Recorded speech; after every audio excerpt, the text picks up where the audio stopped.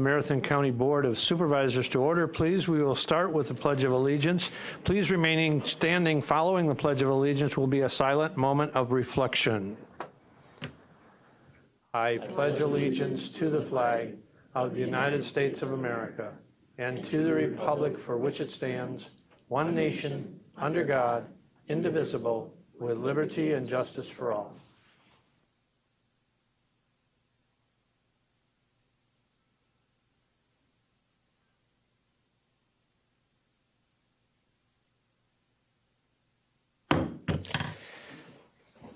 Thank you. And we'll proceed. We'll have the reading of the notice, please. The educational and adjourned organizational meeting of the Marathon County Board of Supervisors, composed of 38 members, will convene at the Marathon County Courthouse Assembly Room, 500 Forest Street, Wausau, on Thursday, September 18th at 6 p.m. The agenda was duly signed and posted. Thank you. And I would like to request everyone silence your cell phones or any other electronic devices and put them on mute or on vibrate as to not be an interruption to the meeting. And I thank you for your indulgence. We'll proceed to roll call, and I'd ask all the supervisors please sign in.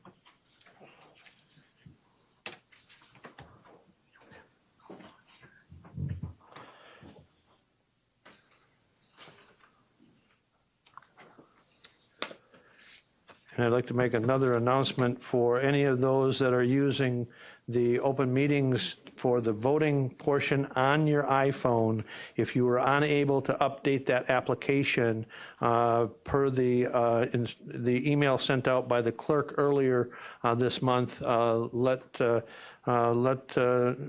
David know. He'll assist you if you're having problems. David's in the back here. He'll assist you in getting that updated.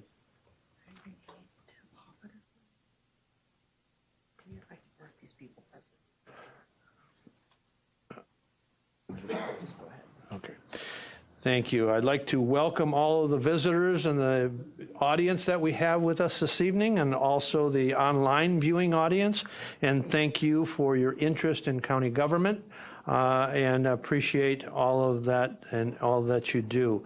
We'll move on to item number 7, and that is 15-minute public comment. No one has approached me or the clerk, and so there's going to be no public comment. And so we'll move on to educational presentations and or reports. Item number B and item number B8 is by standing committee chair or designee.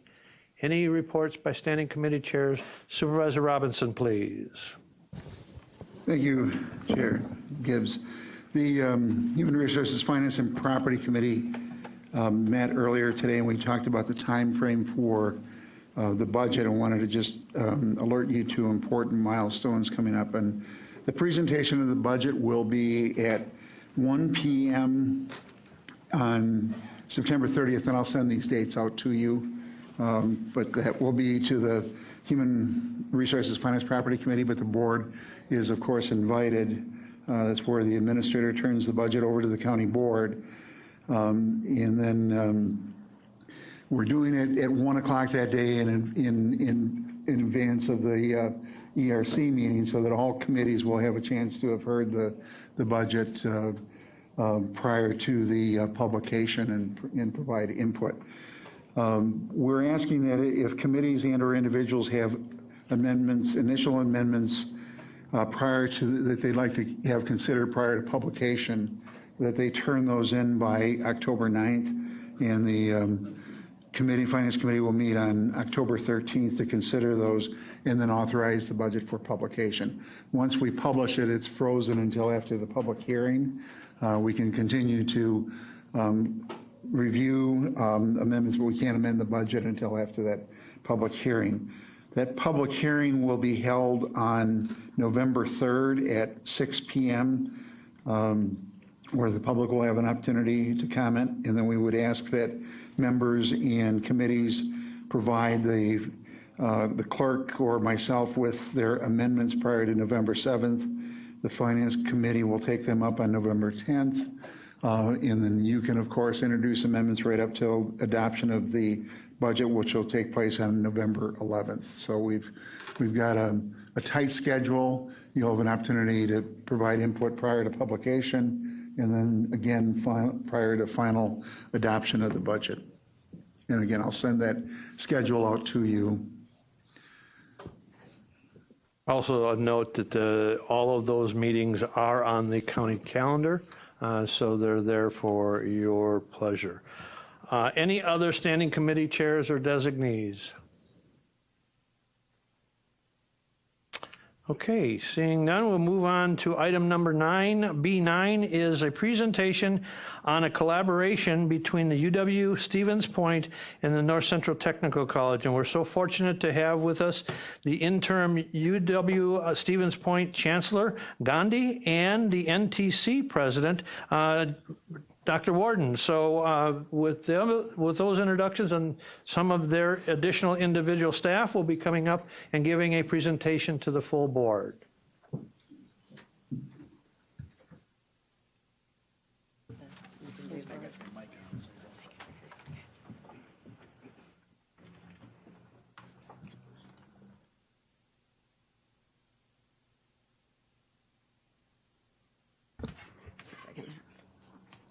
Good evening, everyone. I am Pratima Gandhi, and I'm the interim chancellor at UWSP.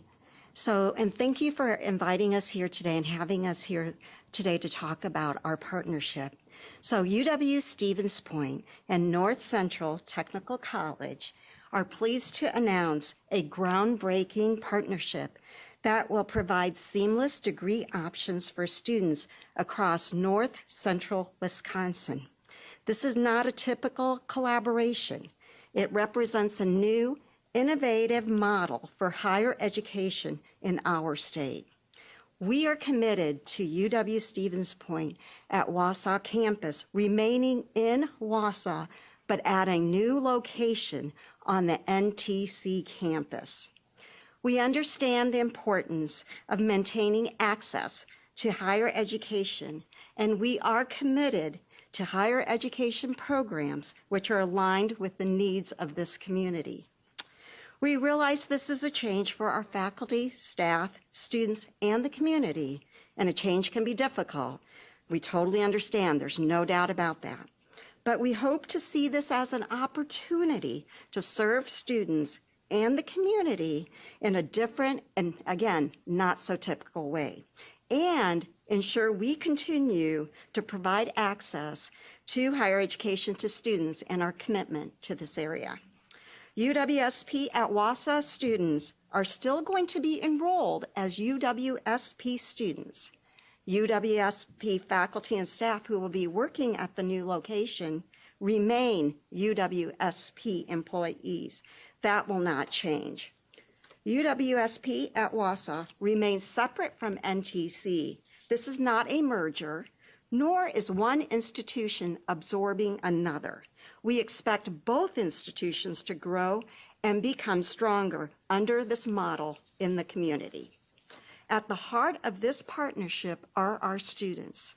This partnership creates a seamless connection between UW Stevens Point at Wausau and NTC, with advisors from both schools working side by side to help students find academic pathways that fit their interests, their career goals, and financial needs. So we look forward to continuing to work together with NTC to serve students and the community that we are committed to. With that, I'll stop right there and allow President Warden to say a few things. Thank you. Thank you, Chancellor. My name is Jeannie Warden. I'm president of North Central Technical College. I've been at NTC for 30 years, and I am a proud graduate of UWMC. I went there before I graduated and then transferred on to Madison after that. We are proud to welcome UWSP at Wausau students and staff to our community, where we will join a vibrant and supportive learning community. Through the partnership, UWSP at Wausau programs will be co-located at the NTC campus. We've been asked questions as we've been talking about this. Where are they going to be located? Are we going to have UWSP at Wausau down a hallway? They are absolutely going to be integrated in the front with our advisors. They will have access to the same classrooms that our faculty have access to. And we're also able to share lab space, which we're very excited about as well. Our NTC Board of Trustees is enthusiastic about this collaboration, which really expands pathways that have existed for a long time, and we're going to be able to do additional. Our two organizations have a history of partnering together. Right now, we have a total of 26 articulation agreements, and an articulation agreement is a transfer agreement where a student can start at NTC with their first 2 years and then transfer to UWSP at Wausau to finish their last 2 years. We've been doing that for many years, and we look forward to being able to continue to do more. We will look at those articulation agreements in high demand fields. We've been doing that, as I said, for years in our health area, in our business area. We're expanding as well in our area of technology management as well. So we just have more opportunity to do that.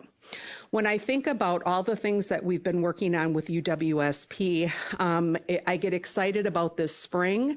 At our Antigo campus, we opened up a $5 million sawmill in partnership with UWSP, that a grant they received. We partnered together, and we have an operational sawmill in Antigo. So partnership with UWSP is nothing new.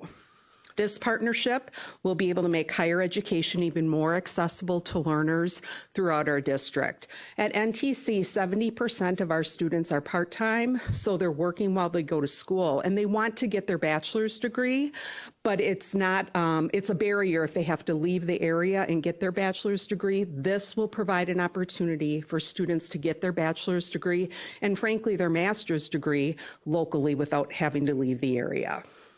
This partnership assures a long and enduring UW presence in the Wausau community. We're stronger together. When UWSP is strong, NTC is strong, and vice versa. We look at this as collaboration and not competition. We have opportunities for curriculum development and making sure our programs are complementary and not duplicative. Faculty from both institutions will work side by side, creating more opportunities. UWSP at Wausau students at the NTC campus will have access to all NTC resources, state-of-the-art labs, academic support services, student clubs, extracurricular activities, and for years we have been sharing housing where students from UWSP at Wausau have been on our campus for housing. I hope you can see that this collaboration ensures students from both institutions can continue to thrive in an environment designed for their success. Our commitment is to work side by side to meet the needs of every student. This partnership is more than an investment in student success. It's an investment in the economic vitality of Central Wisconsin. And our board recently adopted a strategic plan. We're in year 2 of that. And very simply, we talk about our community has it all. Our community has great K-12 system. We have great higher ed system. We have innovative employers. We have a philanthropic community. Why would you not want to be here? So let's provide those educational opportunities that keep our students local, keep them here in our community. And now I'll turn it over to Dean Stock. Thank you, President Worden. For those of you who don't know me, I am Gretel Stock, Dean of University College and of our Marshfield and Wausau campuses for UW-Stevens Point. I've had the pleasure to speak to you on a number of occasions about our Wausau campus. So I would like to talk just a little bit in more detail about some of the aspects of the partnership that we've received questions on that you may want to know. First is the student benefits, and I'd like to emphasize something that Dr. Worden said, that UWSP at Wausau students will have the same access to the same resources, the same facilities that NTC students enjoy. So all of the same resources and supports that we provide at the UWSP at Wausau campus and more will now be available to students who are at the NTC location. We will be working collaboratively together with staff to engage and work with students individually to find their best fit for their educational needs. We already share students. We already share students between our institutions who are pursuing an associate's level degree or a bachelor's level degree. Some have pathways that mean they take some classes with us and some classes with NTC. Now we can better and more holistically serve the student, and they don't have to drive across town in order to get that same support and resources. We'll be right there across the hall instead. Students can start with their associate's or bachelor's degree with classes from both institutions and be able to start on the educational pathway that works best for them.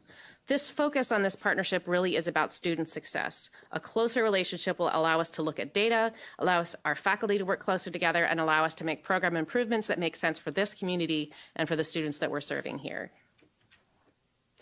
I also wanted to make sure that in your packet you had an example of those 26 articulation agreements that have been mentioned earlier in this conversation. We are very confident that our students that are coming from this partnership are well prepared for a collegiate education. Already our NTC students do extremely well at UWSP from 5 years of data. They're performing well, they're graduating, they're continuing it with their education. And we have so many transfer opportunities. I think this is more than any other institution that we have these strong relationships with at UWSP. So we can now build more personalized pathways in one location as opposed to necessarily having to send a student back and forth in order to find their journey. I'd like to discuss the timeline very briefly.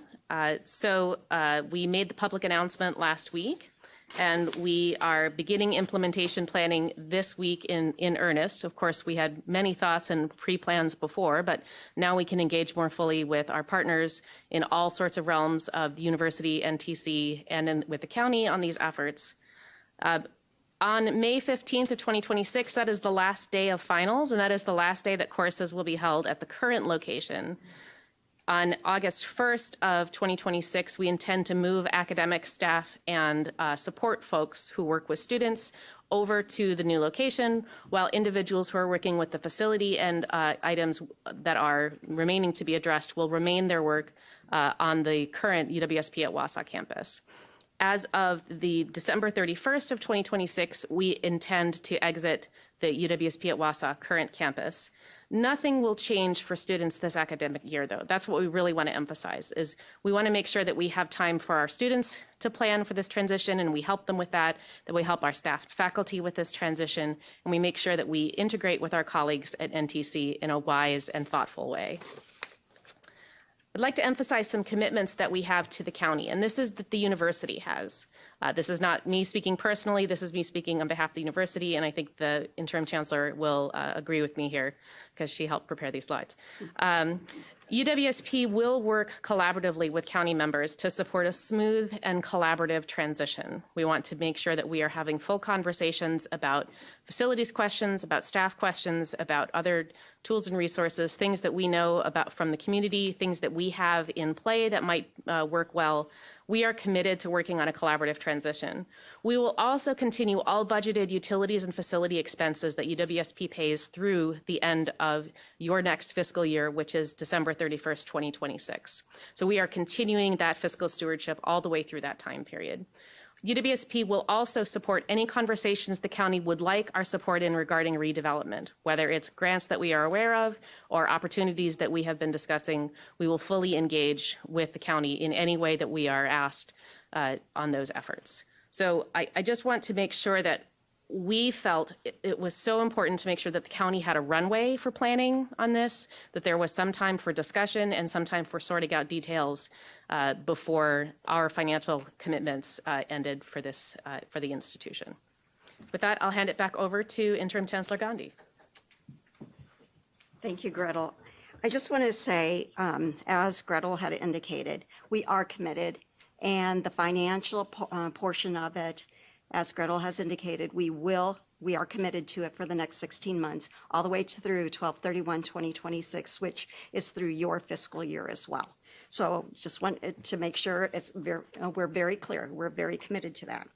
And then I would just like to wrap it up a little bit, I would just like to reiterate that UWSP and NTC share complementary missions, student success, and serving the citizens of Marathon County with access to higher education.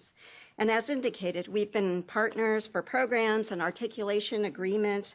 This just expands that partnership and actually takes our partnership to another level. So together, we intend to grow these missions through this new partnership, and we intend to remain together for a long, long time. So as we do this partnership, we are going to continue developing new programs that will build on each institution's strengths and meet regional workforce needs, including health and business pathways, for example. So with that, President Worden, if you'd like to. Thank you. I hope you heard a message throughout our presentation of partnership. And when I think of partnership, I think of the times I've stood before you talking in partnership with Marathon County about the Regional Forensic Science Center.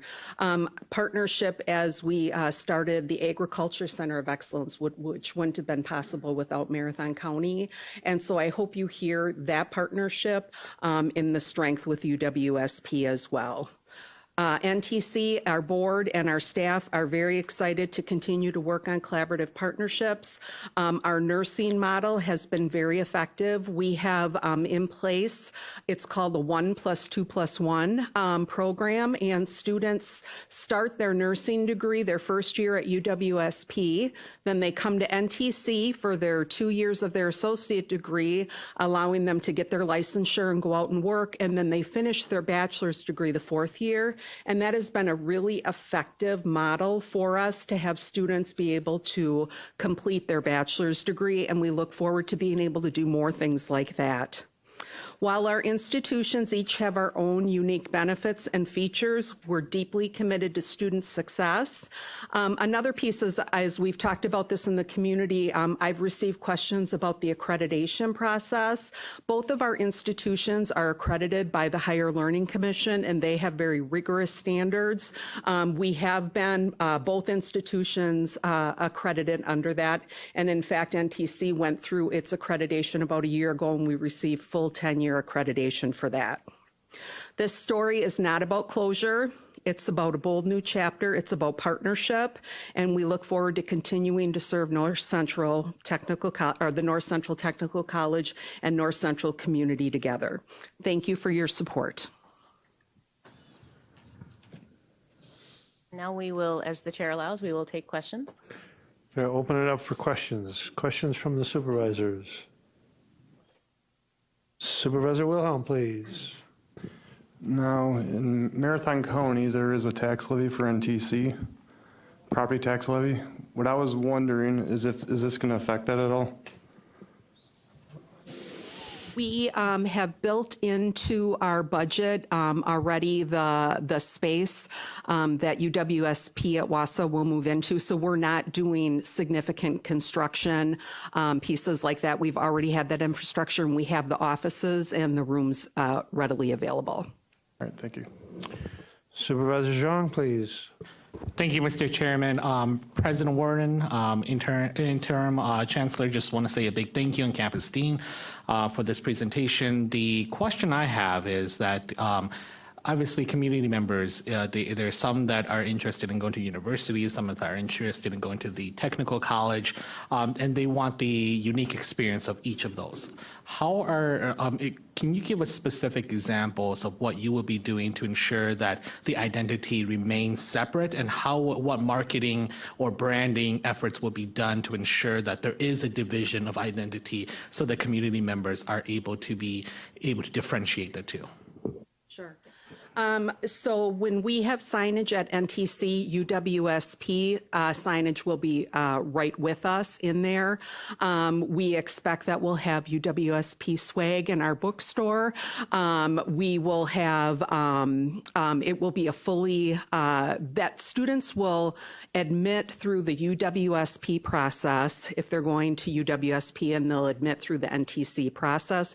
We're sharing space, but the actual, process process of getting admitted and where your degree comes from will be from the separate institutions.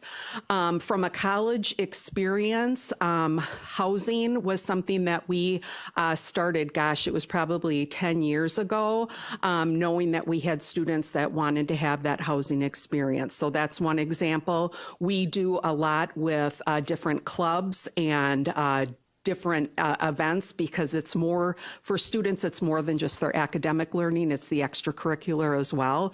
We have a robust offering of that, and frankly, I think now we're going to be able to expand it with UWSP and have some different offerings as well.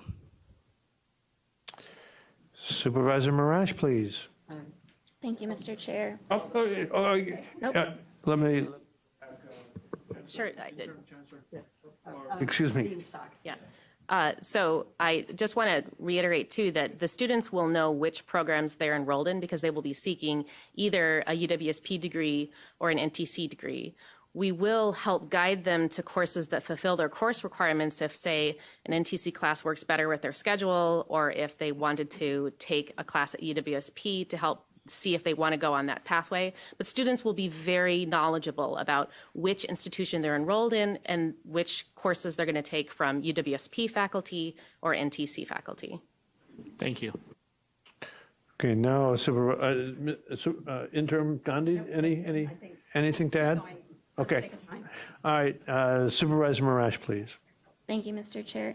So in light of a recent announcement you made for a new men's basketball coach, I asked this question to you before, and you indicated that this would be the last year you would have competitive sports. So as a constituent, or a taxpayer, I should say, I'm just concerned what will happen to this basketball coach and all the students that he has gone out and diligently been recruiting to come here to not only play basketball, but also be a student. So what is your messaging and what's the plan? Thank you. Sure. Thank you so much for that. So the first question I'd ask is that our coaches are always folks that run on contracts that are on a year-to-year contract. So there is definitely an expectation that they will serve the institution and come recruit for us, and we're grateful for that. The students who are on the basketball team will be able to continue their education in Wausau at the new location. If they are interested in continuing to play sports, they may have two options. They could play on our very popular intramurals teams that we have going, and we currently work with Medical College of Wisconsin and NTC to have those intramurals. They're really popular. So we are going to continue that operation. If they would like to try out for the Stevens Point team and go down to the Stevens Point location, they are more than welcome to try out for that team and be a part of those athletics as well, which are NCAA Division III athletics, as opposed to the club sports that we have in our competitive sports here. So we are very cognizant of the fact that we had a very energetic coach who was interested in being a part of our organization, but also we are going to make sure that those students are served well in their educational journeys as well as in their interest with sports. Thank you. Okay, next is Supervisor Lemmer, please. Thank you, Mr. Chair. Thank you very much for the presentation. It's helpful. I do have actually a litany of questions, but maybe I'll limit it to three. First one is, how are you going out to the community to assess the need so that program expansion, for instance, can occur?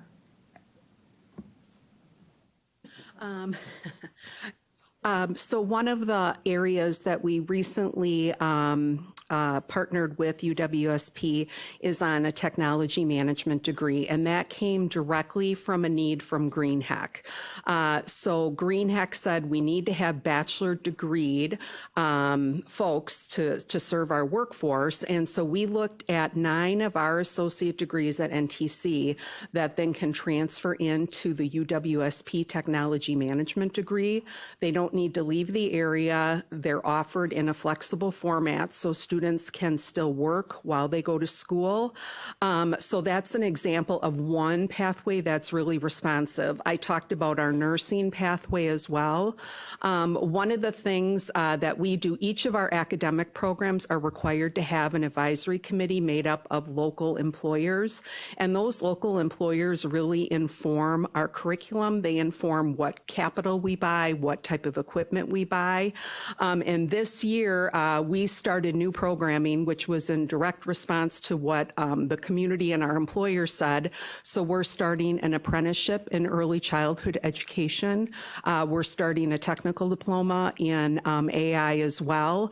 And those are directly coming from what the community said is needed. So every year we look at what do we need to beef up, maybe what do we need to ramp down based on the local community needs. And I know that UWSP has that similar format. Okay.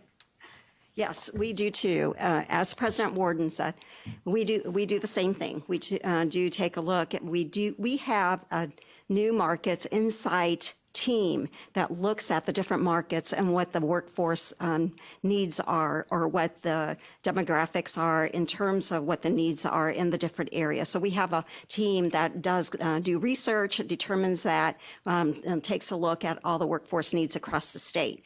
We also have, as NTC does, we have advisory committee for programs that look at those programs based upon the research that comes through.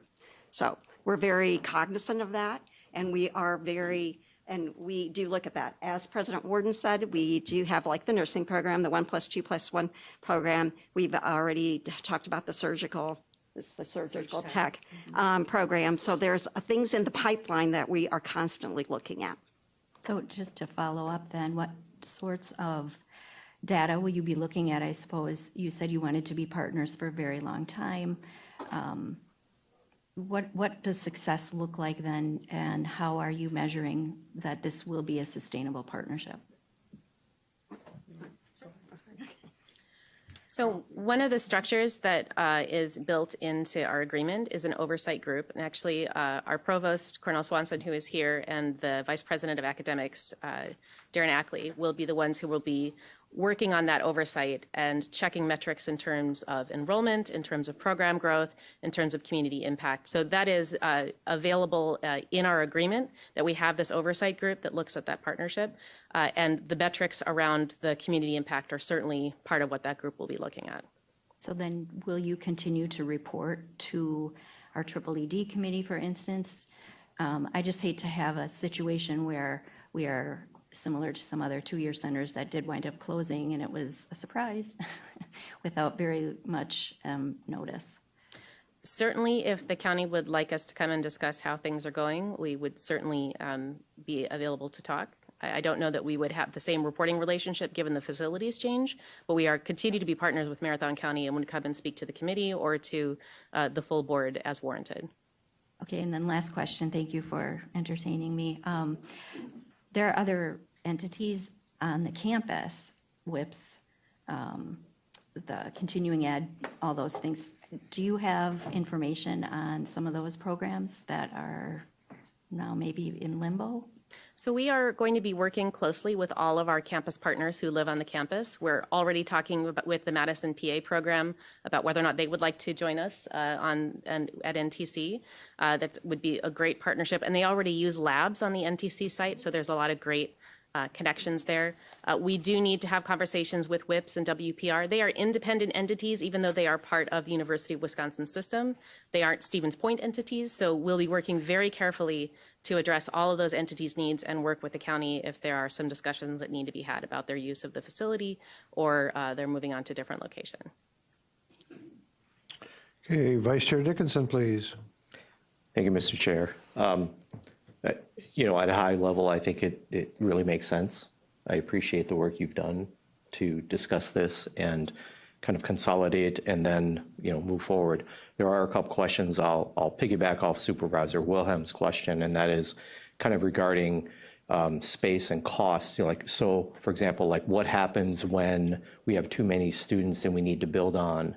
Is that going to be a shared cost? Is that going to be something that then comes back to the county where we're saying, well, it's NTC's building and we have to do that? Do you have a thought about that initially? I have a couple more questions after that. That would be a really great problem to have. And if there is an opportunity for growth, we have the current existing footprint to get there. We have adequate lab space. We have adequate classroom space. We have moved not a significant, but some of our instruction to online, which has then freed up classroom space as well. But really, all the technology that we have in our classrooms are going to be available to UWSP faculty as well. So knowing that they'll be able to expand their presence as well, we do not anticipate that we would need to have any type of expansion efforts to continue to serve students. Thank you. The second question then becomes about, is UWSP then leasing space from NTC? Or is that? So yes, UWSP will be leasing space, and we've identified the numbers of classrooms, advisor rooms that are needed. And the lease charge that we are charging is $30,000 a year. Okay, thank you. And then the last question gets, you have the articulation agreements with certain courses. Just sharing, I have one son who just started at NTC this year. He's pretty excited and having a good time. I have two students who go to UWSP at Stevens Point, one to Marshfield during the COVID time. So we're very thankful for both of those organizations. But there is some, being the president of the Stratford School Board, we have dual credit agreements with NTC. And one of the questions that some parents have brought up to me is the transfer of credits from NTC to UWSP. So is there any kind of conversation outside of these agreements where credits that students are taking at NTC can effectually, like say general electives, are they going to be at some point transferring over to the UWSP? Is that something in your mindset? Thank you. Yep. They're transferring right now, any dual credit courses. Last year, NTC provided 14,000 credits to students in our community through dual credit. And we only look at dual credit opportunities where the credits are going to transfer. And really, the university system and the technical college system has been working closely over the last several years to make sure that when a student graduates with their associate degree, that they're able to get their bachelor's degree and they start at a junior level. And really those transfer agreements we have worked on to make sure that students don't have to take unnecessary credits, or they get into a program and they think, oh gosh, now I have another year to go. We work out all those details in advance. And like I said, we're both accredited from the Higher Learning Commission, so our standards for our faculty are the same. And sometimes that is what trips up organizations with transfer, but we are both accredited by the same body. Okay, Supervisor Hoppe, please. I have a couple questions also. I would like to say that my two older children graduated from UWSP, and my younger son graduated from NTC, and instead of going on for his bachelor's, he got 3 associate's degrees, so he must like it there. But my question is, NTC is in my district, okay? And so several people in my district work there. And I've heard a number of complaints about why are they remodeling that room again? They just did it 3-4 years ago. They're remodeling it again. And then on the other hand, I have somebody that is, they're on a list, and I can't explain this. I don't know how you get on the list or whatever. But they're buying the used furniture because NTC sells it. But the furniture's 3 years old from the last time they remodeled. A very expensive chair, selling it for $1. How do you justify that? That the school, I mean, I don't know a school that doesn't need money or isn't grateful to get extra money, so I understand that. But how can you spend, several hundred on one chair and sell it for $1 and justify it? So I would, we do a lot of remodeling of space, and where we do a majority of our remodeling is in our lab space. So for example, at our Health Science Center, we want to make sure that our students are learning on the technology that they're going to go out in the workforce and work in. So that requires a capital investment to be able to do that, but we have a long-term plan so that it is not disruptive to the taxpayer. We look at long-term. I do not believe that we get rid of a chair within 3 years. If a chair is in good shape, we will use a chair or repurpose it. And also, we many times give those to our K-12 partners so that they can use those in their school district. Supervisor Poole, please. Thank you, Mr. Chair. And this question would be more for Interim Chancellor Gandhi or Dean Stock. I think the partnership is a smart, innovative solution to what was a very difficult problem, and I know we all look forward to your long-term success together. However, that still does put the county in a very difficult situation we have empty buildings now, trying to figure out what to do. We still have maintenance on them that we're going to have to do. And I know you pay the utilities through the end of 2026, but I'm wondering, after you closed UW Richland, there was a payment of, I believe, $3 million. Is there any such payment being considered for the county here to help us in the future? So I believe that the state actually made that payment, not UW Platteville. So that we know that actually the Governor Evers has designated $2 million grants to each location that originated as a UW College's branch. And so there is $2 million sitting out there on the table that is waiting for the county to take advantage of. And in fact, it's one of the conversation points with Administrator Lance as well as Vice Administrator Chris Holman as well, that we'd like to talk about what we have learned about that process and how we can hand that process over, and so that the county can make the best use of those funds for redevelopment of the facilities. Sounds good. It was $2 million. Thank you for clarification. Yes, $2 million, right. Okay, Supervisor Robinson, please. Thank you. Earlier today, the Human Resources, Finance, and Property Committee met, and we began the discussions of what to do with the facility, and we'll be working closely with Supervisor Marash and the Extension, Education, and Economic Development Committee on how we can repurpose those facilities. But one of the starting point will be just inventorying what we have there in terms of buildings. What are the independencies of the buildings? There's a shared heating, ventilating system with many of the buildings, not all of them. Where do we go with it? Do we go out for requests for proposals for the entire campus, for individual buildings? Those are all issues that will need to be addressed by the committees and working with them. I know that there is some interest in the part of the parties and portions of the campus. I think we'd want to know where that interest is and where we're going forward, so the county will have a lot to do. And I think we'll need to have a resolution to all of those issues by July 1st of next year, which seems like a long time away, but really isn't. So the Extension, Education, Economic Development, and Human Resources, Finance, and Property Committee will be looking at those and working with the UW Stevens Point and potentially NTC relative to the future use and options available to us. Okay, any other questions by board members? If not, I want to thank the Interim Chancellor Gandhi and President Warden and Gretel also for a great presentation, and also the partnership, and look forward to the increased workings together. So thank you so very much. Thank you. Thank you. Thank you.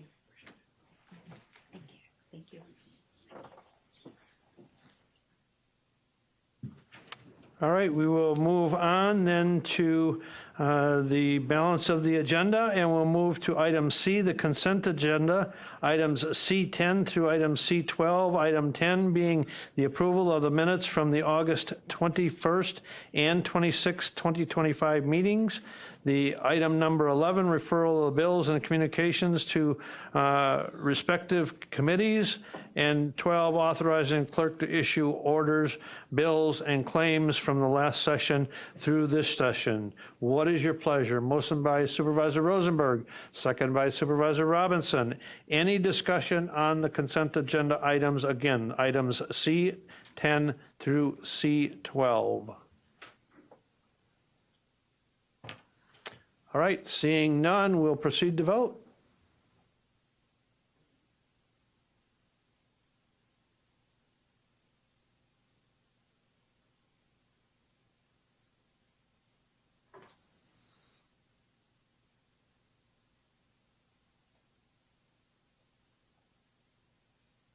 We got Supervisor Conway, Supervisor Hoppe, and Supervisor Marshall. Supervisor Marshall, aye. Supervisor Conway, aye. Supervisor Hoppe? Aye. Dave could look at those, and the motion is passed and is unanimous. Thank you. Moving on to item D, appointments. District 5 Supervisor, the appointment so the committee, the interview committee comprised of myself, Vice Chair Dickinson, and Deputy Administrator interviewed 6 great individuals who had submitted letters of interest, and the committee moved forward. Mr. Aaron Greiner, and I would invite him to the podium if he would, and provide a little bit of background on him from himself. And that is the motion, or the move that the interview committee had recommended. But I do want to express my sincere thank you to the other 5 qualified candidates, very good candidates, and made our job very tough. But I want to emphasize that the committee moved forward. Mr. Greiner, please. Thank you, Mr. Chairman. Good evening, ladies and gentlemen, members of the board. My name is Aaron Greiner. First off, I'd like to thank all of you for giving me the opportunity to be here tonight to demonstrate why I believe that I would be a candidate that is worthy of representing District 5 for the county, and also acting not just in the interest of District 5, but the best in the interest, or the best interest of the county. Excuse me. Some of the more astute listeners in the audience tonight may have realized that I talk a little funny, or some people say I talk a little funny. In my day-to-day life, I get the question very often, you're not from around here, are you? And me being me, I usually just respond, I'm from South Antigo, which is usually met with blank stares and confusion until I inevitably say, yes, ma'am. No, ma'am, I'm not from Burnham Wood. I originally hail from Thomasville, Georgia, which is a small farming community located in the Red Hills region of Southwest Georgia and North Florida. I've been a resident of Marathon County for going on 8 years now, and I call my District 5 home. I've been there as long as I've lived in Wausau. I'm raising my family there. My kids go to school there, and I love it. I will introduce myself a little bit differently. You guys have seen my resume. You know where I've been. You know what I've done. So I kind of want to read in between the lines a little bit. I have not had the pleasure of meeting most of you yet, so I kind of wanted to tell you a little bit about who I am personally, how I think, and just to give you a little bit of insight of who I am before you vote to elect me. So I come, or appoint me, excuse me, not elect me. I come from a very long line of proud, hardworking farmers, carpenters, and civil servants. My family has been on the same plot of land for over 175 years, and we don't really plan on going anywhere in the near future. My trades as a diversified organic market gardener and a carpenter have taken me all over the nation and all over the world, and it's part of the reason why I'm here talking to you guys tonight. But throughout all of this, I've never really lost track of where I came from. It's something I pride myself over. Although I'm no longer a resident of the Red Hills, I have brought with me many of the values, experiences, and lessons that were instilled in me in my youth and the things that I believe have made me who I am today.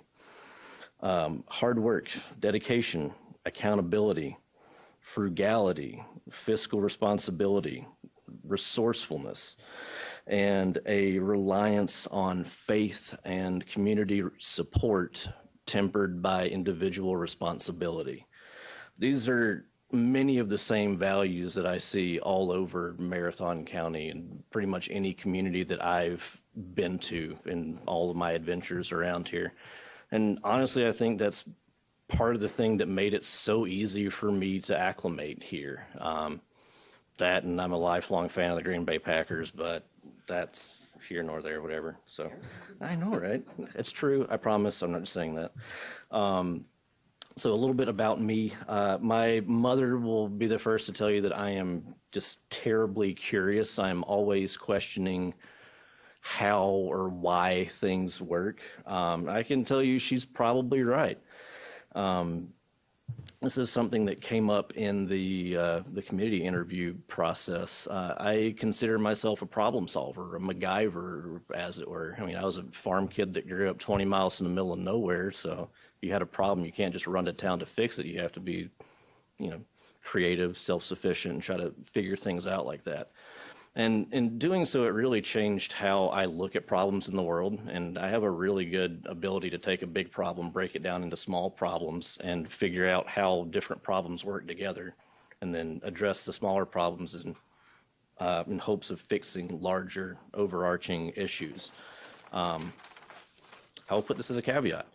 I'll be the first to say that I am not naive enough to believe that all problems can be solved that easily. However, I do believe that there would be many opportunities for me to apply my talent and my energy and charisma for the benefit of the people of Marathon County. I'm a devoted father. I'm a steward of Marathon County history. I'm a passionate sportsman, outdoorsman, and conservationist. And while I may have exchanged red clay roads for red granite-clad county highways, I still feel the same sense of place and belonging now as I always have. So, I mean, I've been all over the upper Midwest and Wisconsin. I can't think of anywhere else I'd rather be, anywhere else I'd rather raise a family. And I love our community, and I would welcome the opportunity to serve on this board in any capacity and put all of my talents and passions into work for the betterment of us all. So, thank you. Thank you. So we have up for appointment, the appointment of Aaron Greiner to fill the unexpired term from Supervisor Gisselman, District 5. What is your pleasure? Motion by Supervisor Robinson, seconded by Supervisor Wilhelm. Any discussion? Any discussion? Supervisor Marash. Thank you, Mr. Chair. So my question isn't any reflection or question about why Mr. Greiner was chosen. I was just curious with the way, unfortunately, we've had to have two different people appointed this session. Is this the same interview panel that we had for the last one? So the interview panel by our board rules specify it's the vice chair, the chair, and appointee by the administrator. In this case, it is not the same. In this case, the deputy administrator sat in on these interviews as the appointee from the administrator. So just to follow up on that, so is it customary to have staff be involved in the interview process for a supervisor position? Per our board rules. Okay, all right, thank you. Okay, thank you. Any other discussion?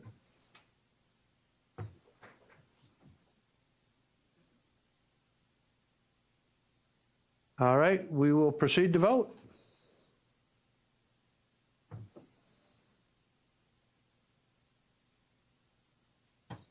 Okay, Supervisor Conway and Supervisor Hoppe. Okay, and we'll proceed. And the motion is carried but is not unanimous. And now we'll have the administration of the oath.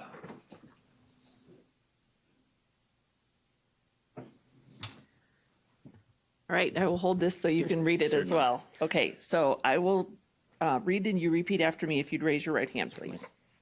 I, Aaron Greiner, I, Aaron Greiner, having been appointed to the office of Marathon County Board Supervisor District 5, having been elected or appointed to the office of Marathon County Board Supervisor, District 5, but have not yet entered upon the duties thereof, but have not yet entered upon the duties thereof, swear that I will support the Constitution of the United States swear that I will support the Constitution of the United States and the Constitution of the State of Wisconsin, and the Constitution of the State of Wisconsin, and will faithfully discharge the duties of said office to the best of my ability. and will faithfully discharge the duties of said office to the best of my ability. So help me God. So help me God. Thank you.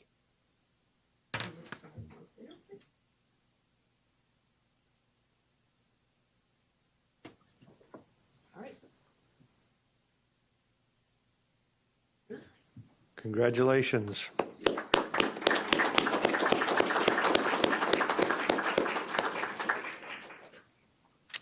Okay, now we'll move on to ordinances from the Environmental Resources Committee. Item E14, the Town of McMillan rezone. Herbert and Shirley Jepson and Herbert C. Jepson and Shirley J. Jepson Trust. Ordinance 41-25. What is your pleasure? Motion by Supervisor Drabek, seconded by Supervisor Curvelli. Any discussion?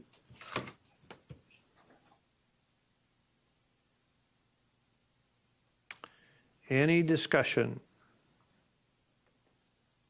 All right, seeing none, we'll proceed to vote.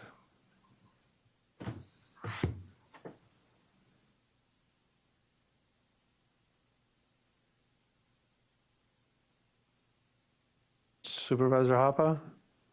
Still having problems? Dave's going to be there to try to assist you.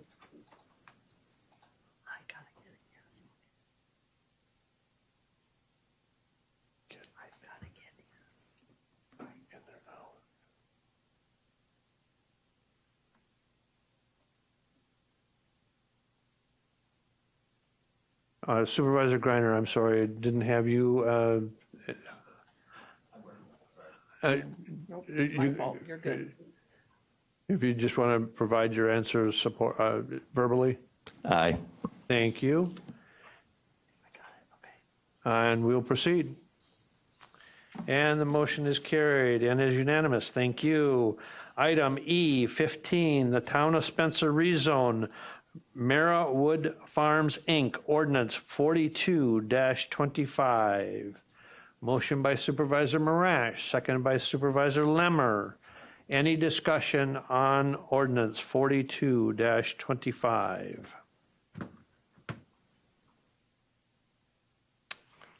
All right, seeing none, we'll proceed to vote.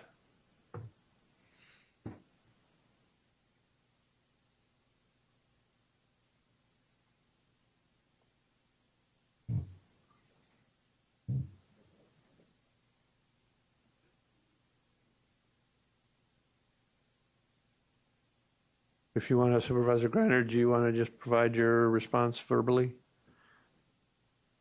Aye. Thank you. And we'll proceed. And the motion is carried and is unanimous. Thank you. Moving on to item E16, to amend Chapter 15 of the Marathon County General Code of Ordinances. And we have with us our zoning administrator, Shad Harvey, along with our CPC director, Lori Miskimmons, to give a brief update on the amendment in Chapter 15 that we will be voting on, Ordinance 43-25.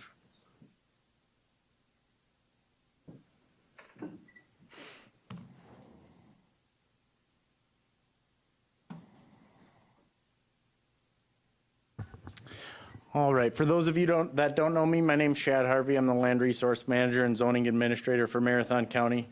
I just wanted to kind of briefly go over the changes to Chapter 15 that are proposed in front of you. And also, there's 3 additions to that, and I'll get into that a little bit here in just a sec. Really, Amendment number 1. Recently, this past year, we amended our shoreline and floodplain ordinances, and we split them into 2 ordinances. Our Chapter 15 septic ordinance references those chapters, but they have the incorrect reference in them right now. So the first amendment is just going through the document and changing it to reflect the right chapters.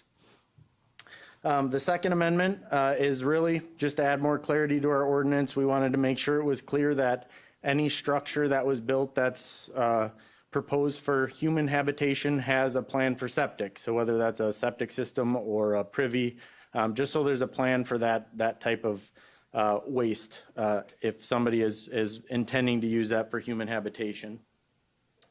The third amendment in your packet essentially allows the county to add a special fee to the POUTS to the tax bill. The county has to operate and has to maintain a septic maintenance program. It's what I call an unfunded mandate from the state. With that being said, historically, it's been funded through the general tax levy.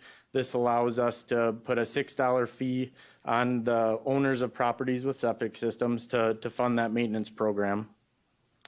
And the third, fourth, 5th, and 6th amendment, we just actually learned about the beginning of this week, so these are not in your packet. The state of Wisconsin, when they passed their budget, when it didn't include the Wisconsin fund, essentially that kind of set in motion a sunset of Wisconsin statute 145-245. So that no longer exists, yet it's referenced a couple times in our ordinance. So since we were bringing these amendments forward to you guys, we wanted to make sure that we could, instead of having to bring it through a second time, if we could include that in these amendments as well. And that section was related to the Wisconsin Fund Grant Program. Unfortunately, it no longer exists for homeowners to use. It was a program where you could get grant money to help pay for replacing a failing septic system. But in that chapter, it used to house the definition of what the state classifies as a failing septic system. The state has since moved that to a different section of code. So really these last 3 are just adjusting based on that change. And again, that wasn't reflected in your packet. We just learned about it recently. All of our code changes have to get approved by the state. And we did just receive today the approval of those last 3 amendments. The state's good with us changing our ordinance with that as well. I'm happy to address any questions if you have any.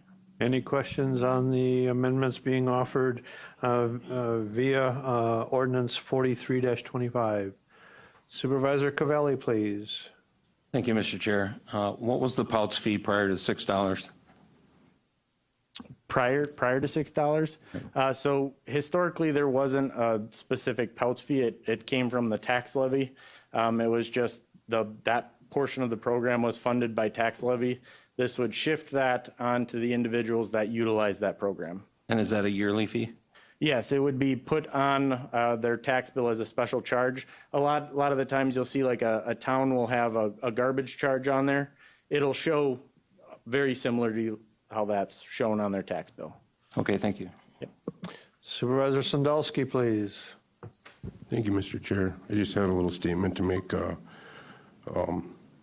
As a town of Knowlton wrote a letter to Marathon County, they were against this new $6 tax.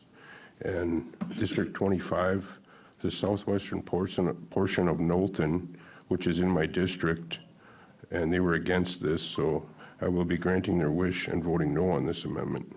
Out of good faith, I cannot burden the residents with a new tax, as many are struggling to keep up with their bills and expenses. On top of that, they already have to pay between $100 and $350 for inspection or pumping. And if needing a new septic system, this would be a price tag approximately between $30,000 and $40,000. So as you know, I mean, this starts out at $6, but I could see it increasing as time goes on, like most other taxes. And that being said, I'll be voting no on this. Thank you. Supervisor Zhang, please. Thank you, Mr. Chairman. I have a couple questions here. The first question is, how much revenue are we expecting to generate from the $6 fee? Yeah, so it's just to cover the cost of the maintenance program. Essentially, the maintenance program costs around $125,000 to operate. So the goal is to get right close to that number. We did kind of how we factored that in is we took the number of septic systems we have in the county, divided that number, and then chose $6. It's a round number. So it's to get it as close as possible to that. Okay, so then the next question I have here is, are we planning to decrease tax levy by that same amount? That will have to be addressed. No, your cost to continue across the county for your programs, absent cutting programs to balance the budget, we're not going to decrease operational levy. So then would the $6 increase be additional revenue then, revenue?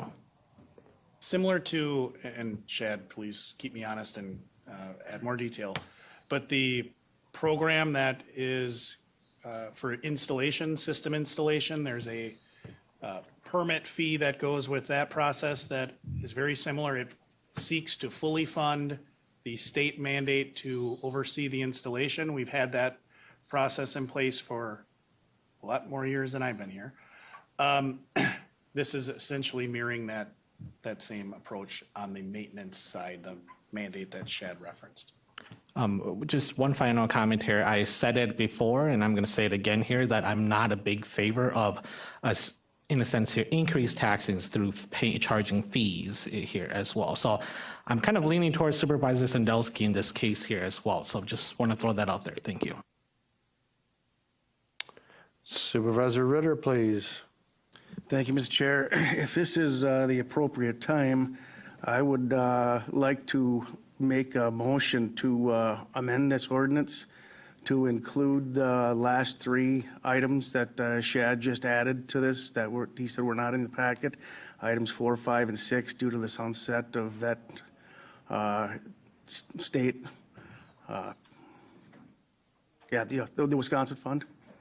Okay, so the motion is to just let the clerk allow her to type in the motion. The motion is to amend the resolution to add in the last three changes that were referenced during the presentation by the zoning director.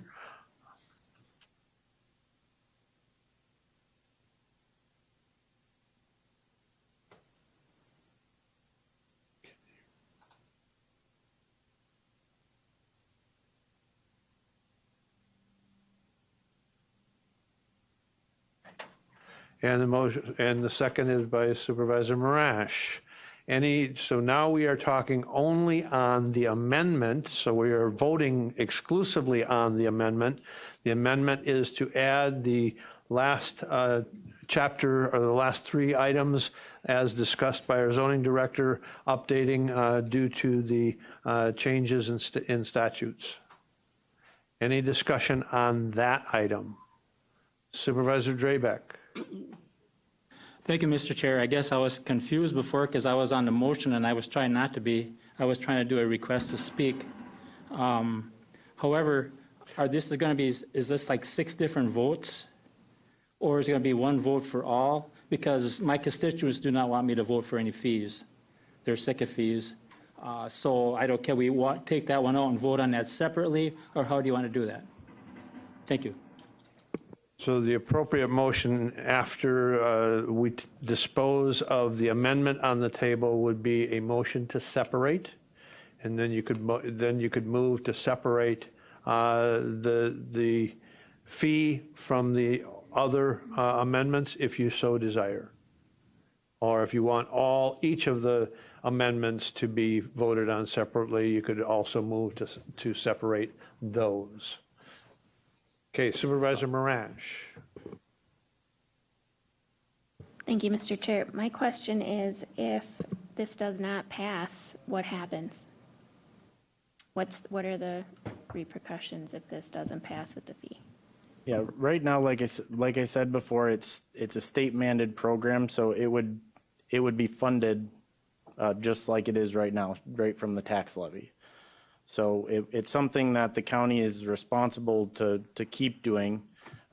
This is just kind of taking the cost off the tax levy onto the individuals that use that maintenance program. Yeah. I think we're talking about the amendment. I'd like to have sorry. the opportunity to talk a little bit to your question when you get to that. Yeah, so right now, the discussion is exclusively on the amendment to include the last three items into the ordinance 43-25. When we dispose of that amendment, then we can take up whether or not we want a motion to separate or a motion to amend at that time the original ordinance. So again, we're on the amendment is to add those three changes that were a result of state statute changes. Supervisor Hoppe.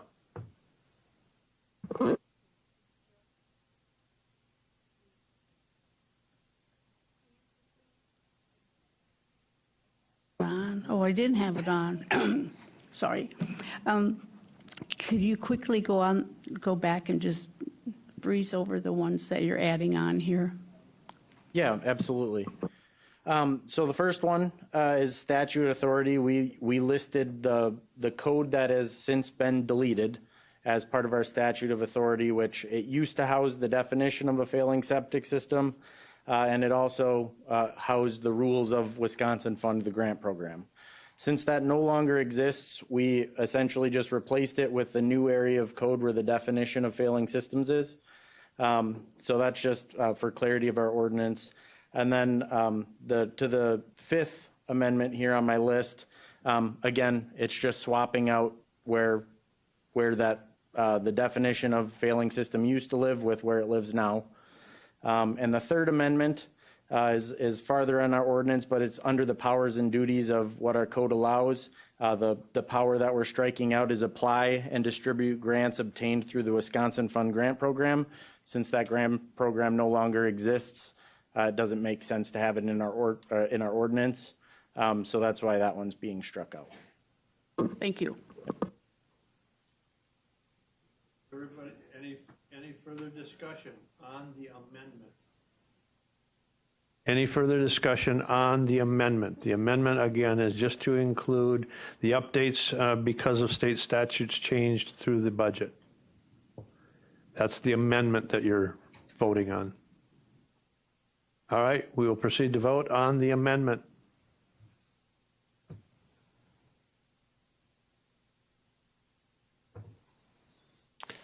And we'll proceed.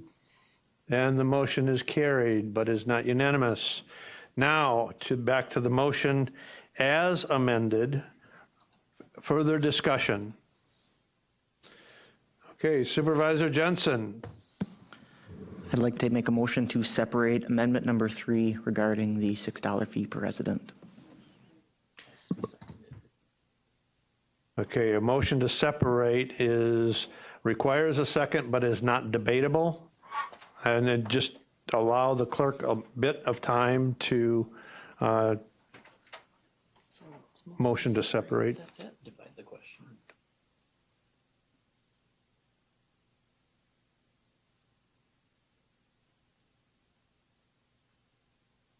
So is your intent to, and I just want to be clear, that you're only wanting to remove the $6 fee itself and not the other amendments? That is correct. Okay. And when we get to it, I'll ensure that the second understands they're seconding a motion to separate or a division of the question, and we're only removing the $6 fee as a separate vote. Okay, it's not debatable.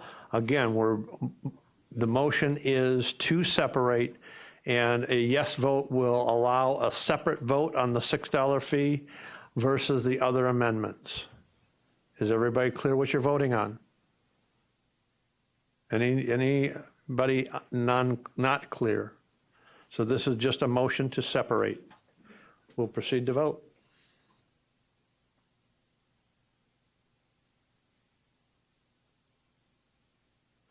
And we'll proceed. And the motion to separate is passed, but is not unanimous. So now to the motion of everything but the $6 fee. Any further discussion on that portion of ordinance 43-25? Again, this is not on the fee itself, so the fee will be a total separate vote. Any further discussion on the amendments that are being offered that does not include the $6 fee? Supervisor Drabek. Thank you, Mr. Chair. I didn't hit any buttons or nothing here. Oh, it probably returned the I must be individuals. under by accident somehow. It went back to the original request to speak individuals. Okay, thank you. Okay, Supervisor Dickinson, do you wish to address the? Yeah, I just wanted to be clear that the amendment that we are voting on, by splitting this, by separating this, one will not have a direct effect on the other. I just want to be clear that that's the case, that we're getting into language about state statute and that sort of thing, where the fee is not associated with the other. Is that correct? That is clear. So what will happen is we'll need a second, we'll need a motion and a second to take up the fee issue after disposition of what is currently on the table. So what is currently on the table is everything that remains from the original motion plus the amendment minus the $6 fee. Does everybody understand? Again, it's the original motion plus the amendment now minus the $6 fee is what we're debating and going to be voting on. Any further discussion on what we are voting on? Again, we're voting on ordinance 4325 with the amendments minus the $6 fee. Everybody clear? We'll proceed to vote.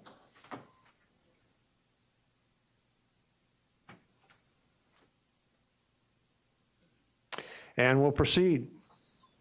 And the motion is carried but not unanimous.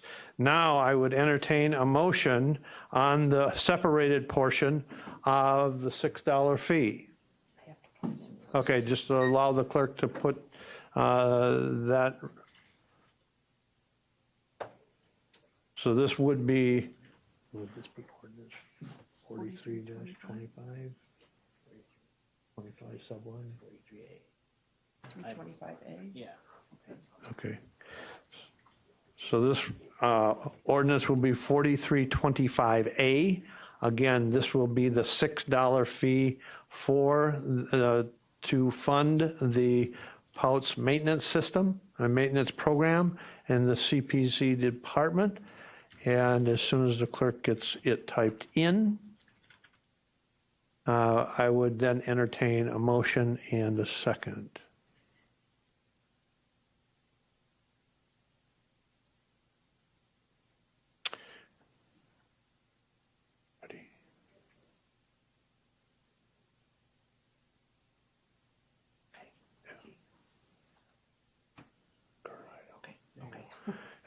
We are ready. I would motion by Supervisor Rosenberg and seconded by Supervisor Conway.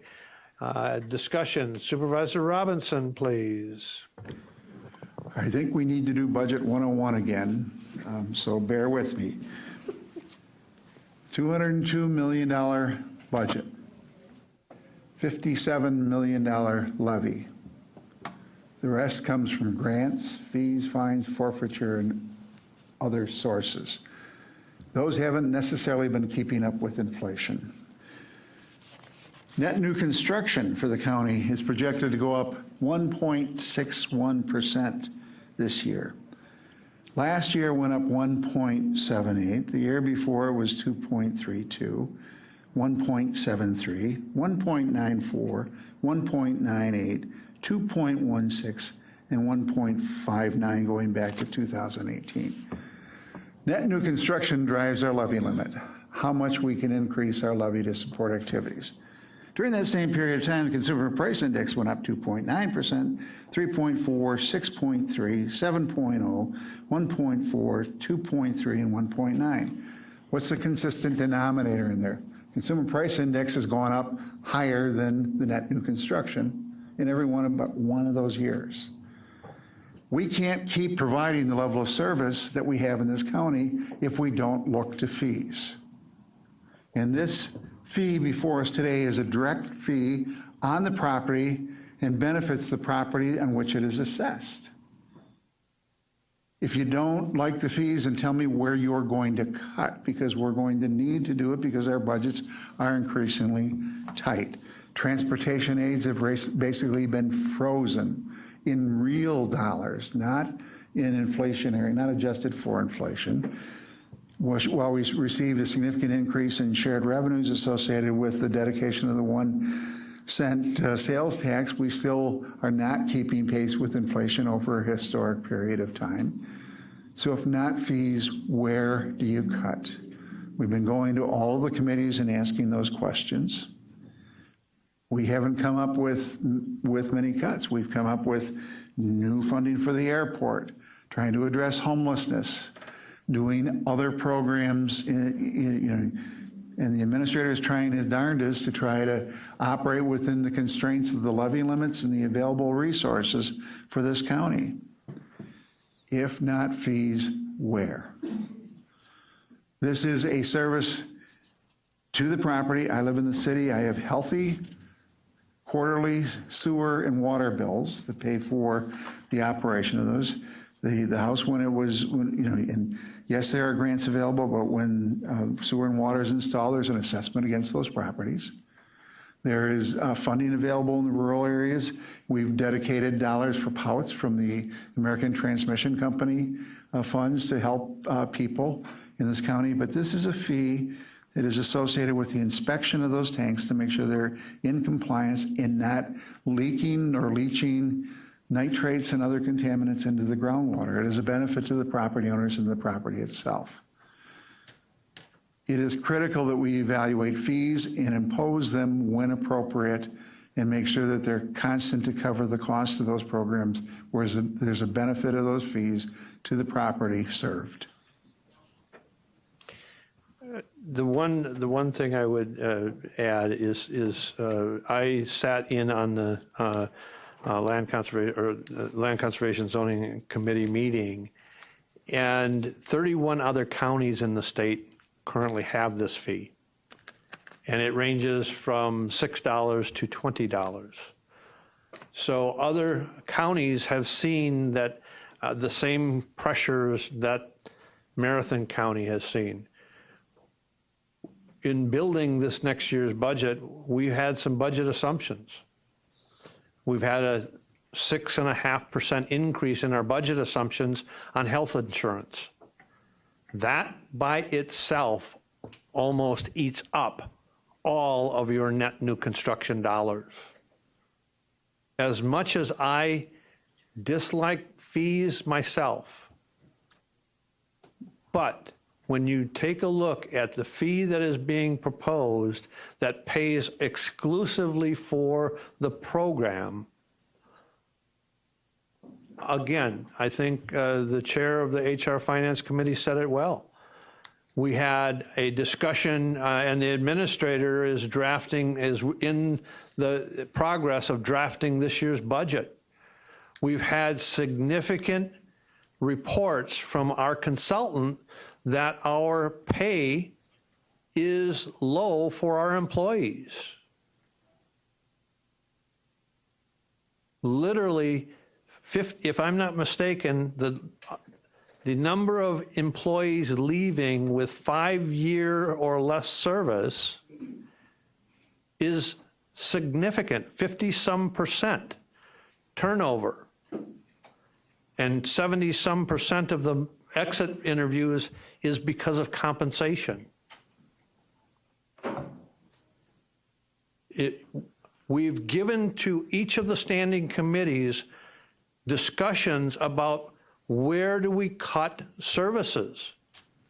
And this board has directed the administrator to add into next year's budget $150,000 in a fund for airport service attraction. We've also added into the budget a position for an issue on homelessness that we know is an issue in this county. HR Finance Committee has said that the pay is not sufficient, and we've directed the administrator to look at additional compensation. All of those come at a cost, and we can sit and discuss whether a $6 fee on a system that is directly supporting the property is fair when there's no other options. If we were going to continue to add, as the administrators at least presented on several occasions, we're probably not going to fund as many as 18 positions in the county. It's a direct result of net new construction and the pressures that are put on the county by levy limits, and yet the board continues to add services that it wants for the citizens.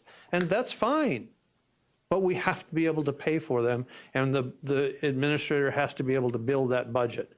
I understand that, again, the general consensus is, I don't like fees. I don't like the registration fee. I don't like the fee here. This is, again, as the chair of HR Finance has said, it's a fee that affects the property owner that has the service. I, for one, have a system. I would be paying the fee myself if I approve the fee. Supervisor Jensen's next. Thank you, Chair. So I appreciate the commentary on the topic. I've received feedback from my constituents. I've received phone calls from, town chairs where their own residents are concerned on the addition of the fee. To that end, I will be voting no on it.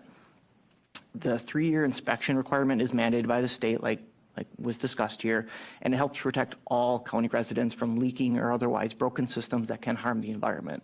So it doesn't just benefit the local owner, it benefits the community at large. Supervisor Sandelsky highlighted some of the costs with setting up a new system, maintaining a system, so including that $100 to $400 fee to have that system inspected every 3 years.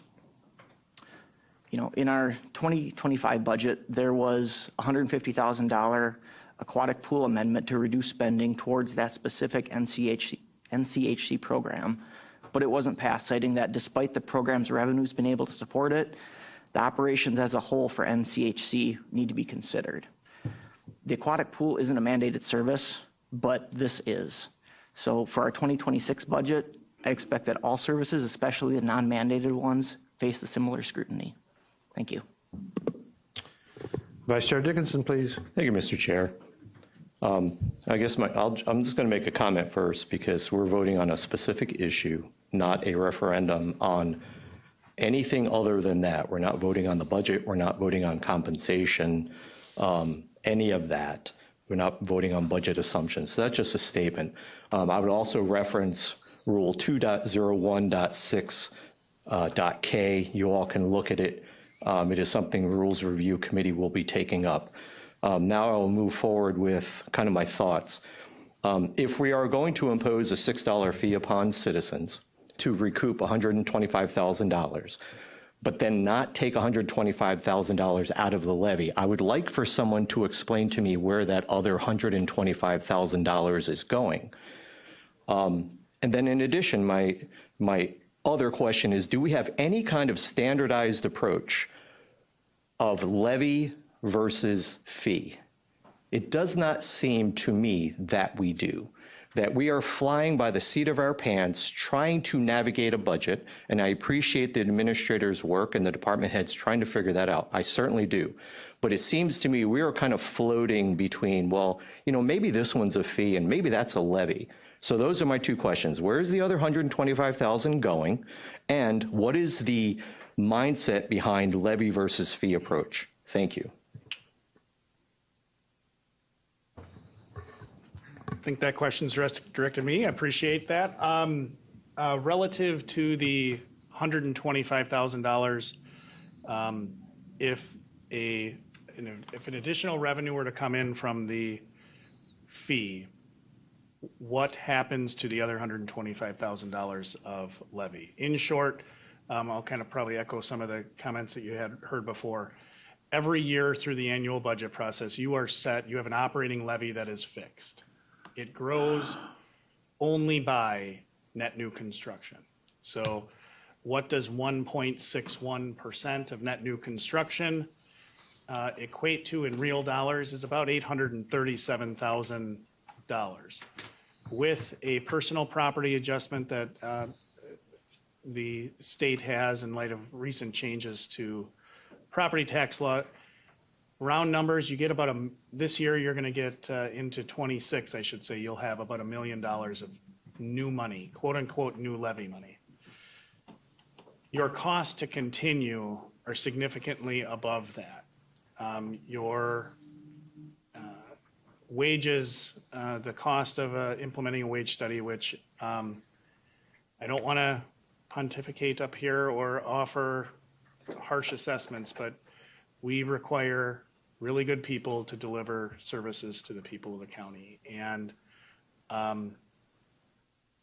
we are behind, and we need to make significant investments. Those significant investments in dollars are about $3.5 million.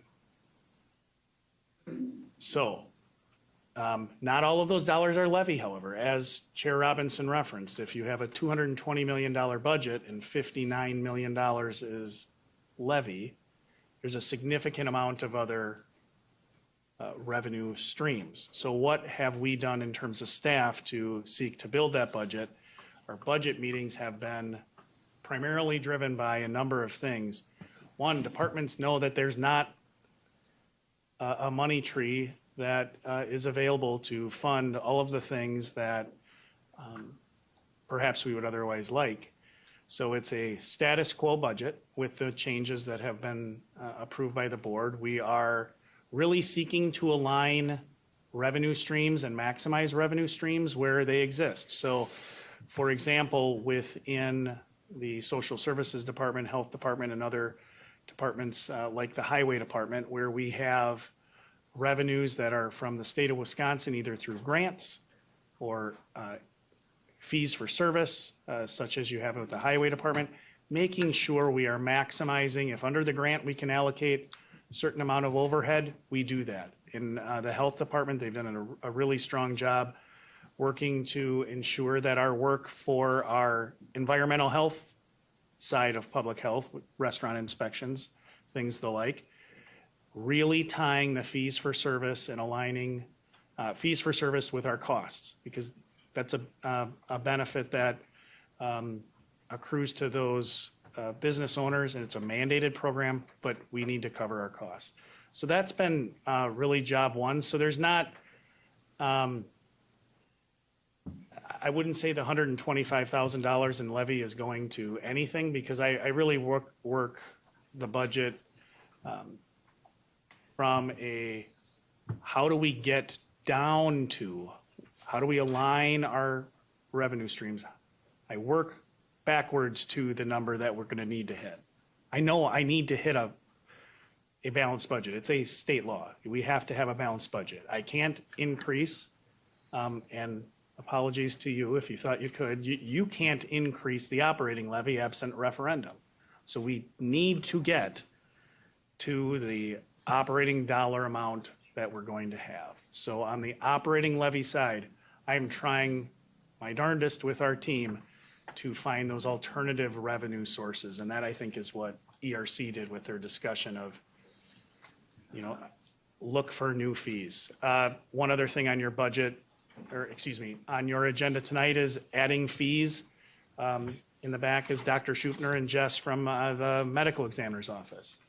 We're asking for to create a new fee and for service at that office as well, because we're delivering a service and we can charge a fee and it has a specific beneficiary. That's what staff have been working on. To the second question about, do we have a comprehensive cost recovery or fee structure? Honestly, I think everyone in the room know. We've been working, one of the goals I've had is to make them more transparent so you see them. So in your budget last year, 2 years ago, they were embedded in the departmental pages. This last year, you approved as part of your budget an appendix that clearly laid out all of the fees, and we tried to show you what the previous year was and what the requested fee based on the budget assumptions was going to be. And we do evaluate, staff look at the fees to see what is reasonable. Some things are driven by the market. Solid waste has, we could set the tipping fee at $80. We could do that. You could do that as the board. Less entities would come to the landfill, I suspect. So I'll pick on, not pick on, but I'll reference Kim's office. Passport photos. We had our fee has historically been $10. Well, the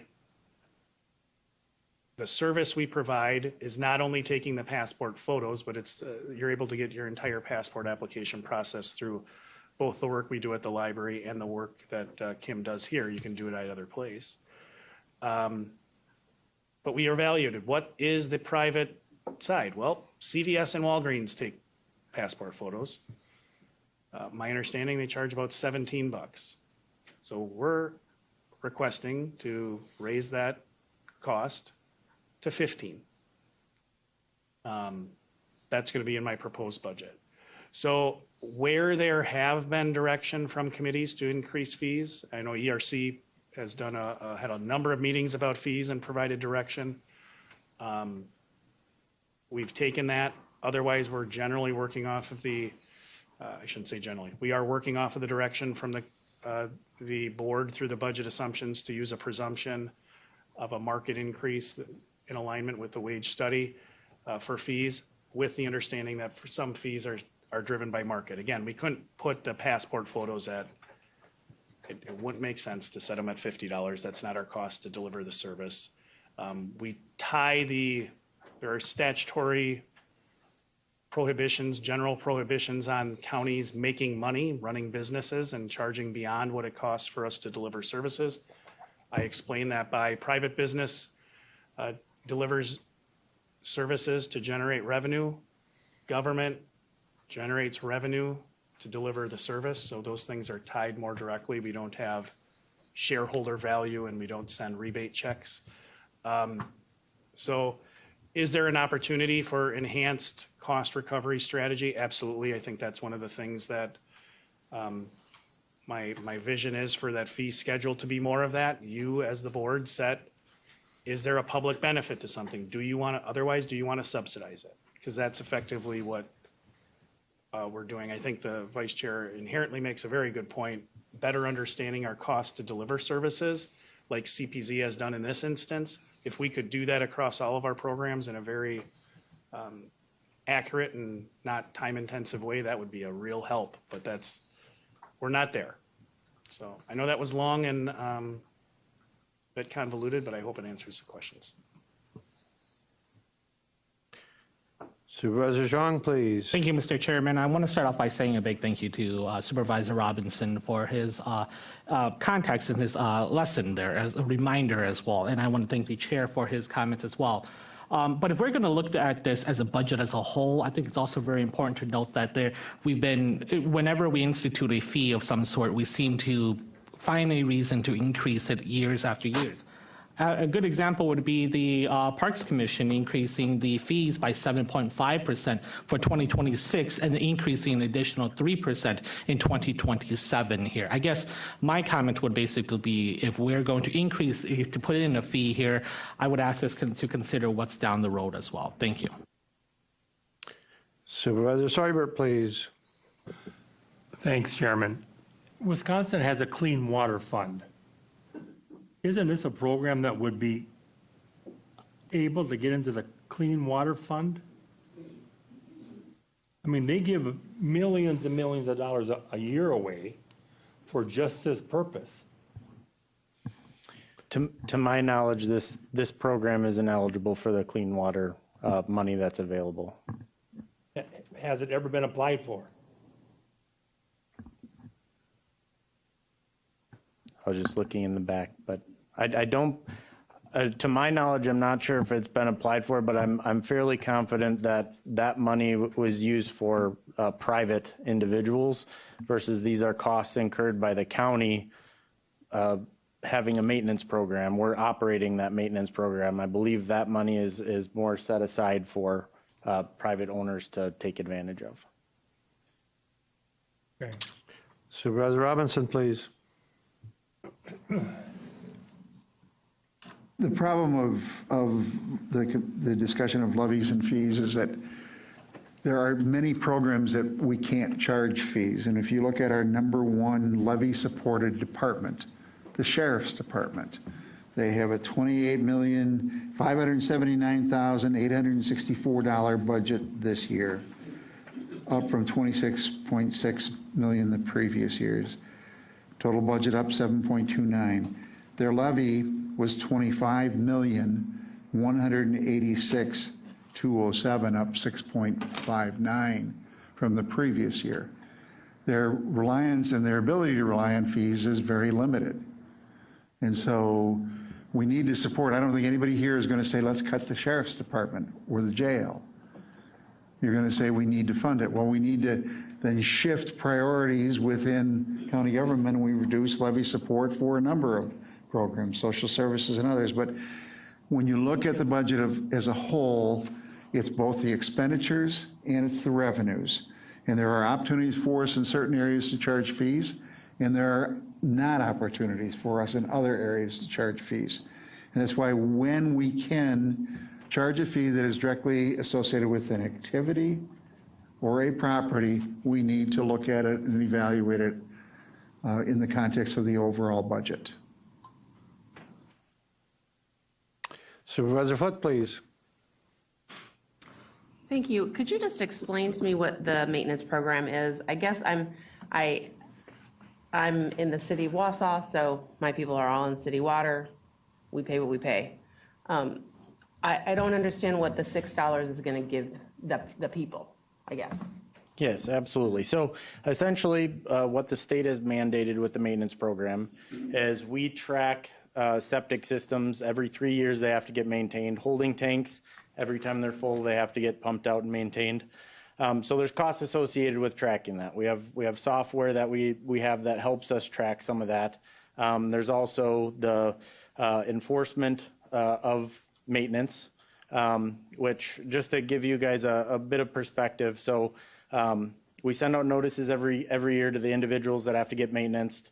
If they don't meet their deadline and we go through the stepped enforcement process, we generally at the end of the year have about 500 individuals out of roughly say 5,000 notices we send out a year. We have about 500 of them that don't get maintenance. Our goal as a department is not for, we do have the ability to cite them. But our goal is I would much rather have them use the money to get their system maintained than to cite them. So we put a lot of work and energy into reaching out to those individuals and saying, hey, just so you know, you're up for maintenance, and working with them to try and get their system maintained. So that takes a lot of effort as well. We're able to get that number from 500 the last 2 years. We started with around 500 and we've got it down to around 50, which also is a significant impact when we're talking about getting things into the court system. When things get into the court system, it may not be a cost on our particular program, but the county does have a cost in that as well. Goes through the Corporation Counsel's office as well. So there's a lot of things that go into the maintenance, and then with the maintenance program, that's a lot of the times how we find out about systems that need to be repaired. Which once we find they need to be repaired, we work with the property owner to try and get them repaired or replaced. So that's kind of the basis of the maintenance program, is tracking to make sure individuals we're identifying which structures have septic systems, making sure that they get the 3-year maintenance, mailing them notices, and then trying to get the individuals that haven't gotten maintenance to ensure that their systems are maintained. Thank you. Supervisor Wilhelm, please. Thank you, Chair. So there's a $650 fee to put a septic system in, I believe. And it looks like it's going to go up to $675 if the fees are increased. So a person has to pay that, pay for a new septic, and then you pay for the $300, mine was $300 this year, just had it done, to have my septic inspected. That's mandatory. Now we have to pay a fee on top of that. Now, you figure it out, we're already paying $100 a year just for the inspection fee, having a septic person come in. And my constituents are dead set against this, the ones I've talked to. And, I mean, eventually we'll just have to, with the budget, I mean, even, I think in 2022 we gave, what was it, 8% increase in pay, I believe. We gave 1 year, we gave a pretty good size increase in pay. It was 22 or 23, I believe. And maybe we need to start looking at the culture in some areas. You know, maybe there's other reasons besides pay that people are leaving. And we've had to do it where I work a long time ago. They brought people in, just ask questions, take surveys, find out what's going on, why people are leaving. It might help too. I think that's a great point about, trying to get that information. I would respectfully say that I think we have a strong culture in the county, and we do a lot of work around that. And the issue about wages, to your point, I think it's a complex, we're living in challenging times. The comment about constituents and their tight budgets, all of your employees are residents here too, and the wage study that was done was not me saying, hey, this is where we are to market, or a staff person. It was a consultant that was used, and that has worked with numerous counties and other municipalities. And we have had a lot of turnover in that early cohort of our staff. So it's not that everyone across the organization, raises are never going to be the same if you've been here for 10 years. I've looked at each of the sheets that were used to formulate the wage study. It's not across the board like that. We have some places where the ranges do need to move, about 10.5% across the board. We have some departments that there are significant increases, generally speaking, on that low end. But at the end of the day, department heads, I know we're not talking a lot about the budget, so I'll stop. But they're doing an exceptional job of finding ways to be more efficient. We are going to not fund. I don't have the final number, but it's going to be in the neighborhood of 15 positions. Because we need to make sure we continue to have our high-quality staff, and you do have a very high-quality team. I want to be very clear. We invest a lot of time and mentorship and spend a lot of time on trying to make sure we retain and recruit really quality people. So I appreciate the challenge all of you have as elected officials as well. If there were easy answers, I would have ripped off and duplicated them from another county a long time ago.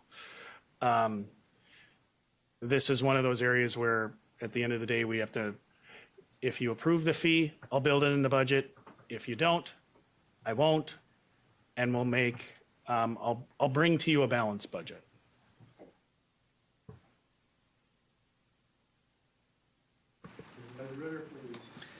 Thank you, Mr. Chair. Supervisor Ritter, please, sorry. Yep, thank you, Mr. Chair. I just wanted to hopefully give a little clarity to the difference in fees. It's been referenced that at ERC, we have given direction to increase a vast number of fees. Those fees are what, for lack of better terminology, I'd call them, say, point of use fees. An example, somebody decides they're going to go camping at a county park. They pay that fee when they use that. So those, many of them have been increased significantly. The concern, including from my constituents, is if we start with a $6 fee here, if it goes up in the future.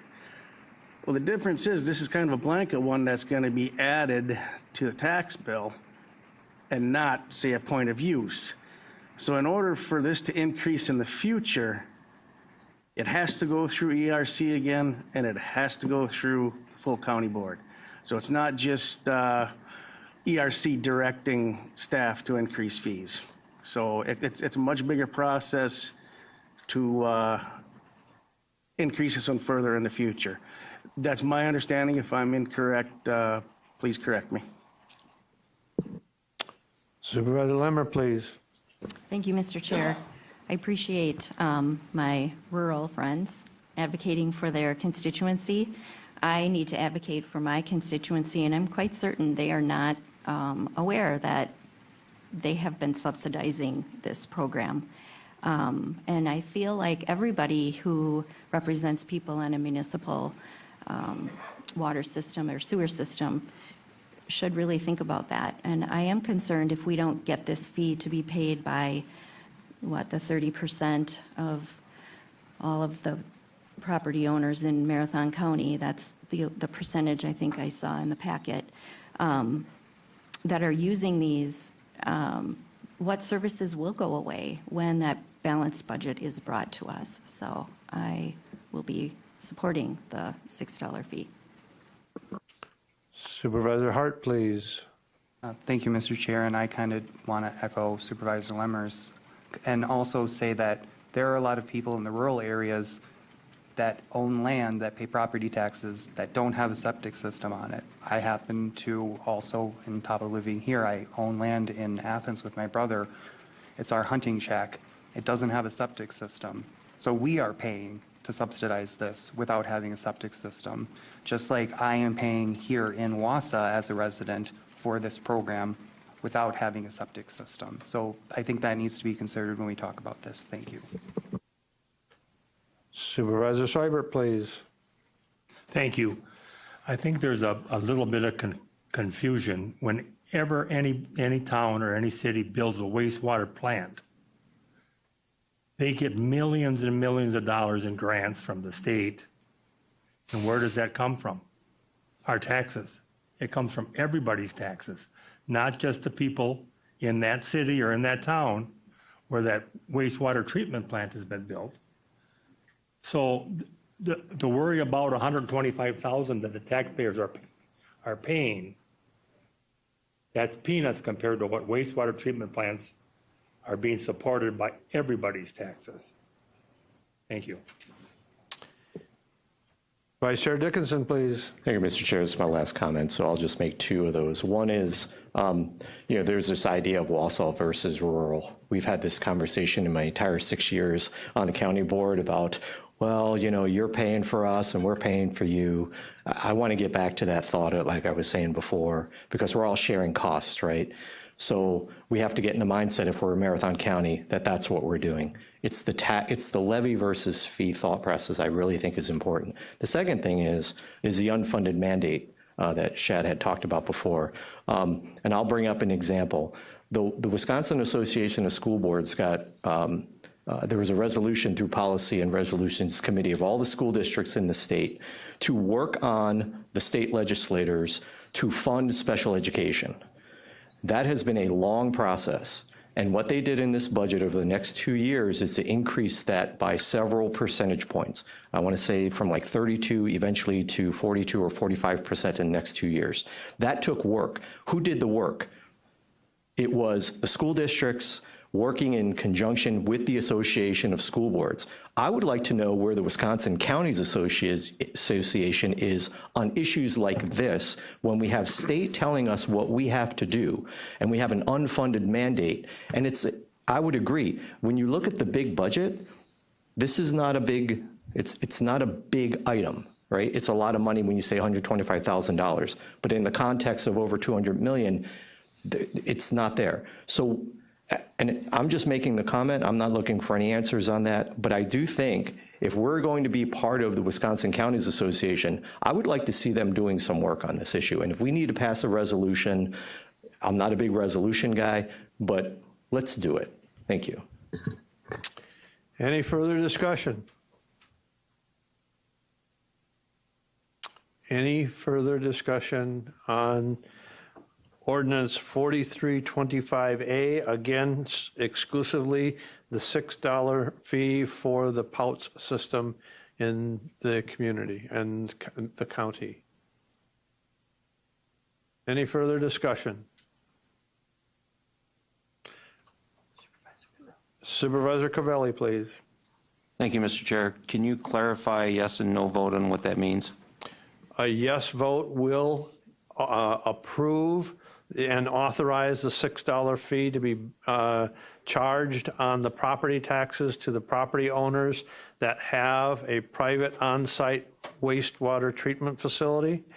And a no vote would not authorize the $6 fee to be imposed on those property owners. Is everybody clear? Any more discussion? All right, seeing none, we'll proceed to vote.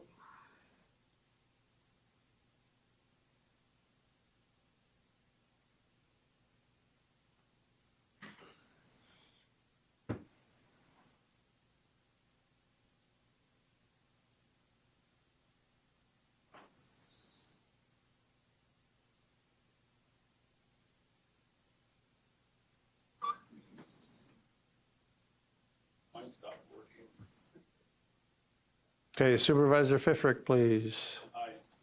Supervisor Pfeffrick, aye. Supervisor Conway. Aye. Supervisor Conway, aye. Supervisor Marshall. Aye. Supervisor Marshall, aye. All right, we will proceed. And the motion is passed, but is not unanimous. Moving on to item F, Human Resources, Finance, and Property Committee.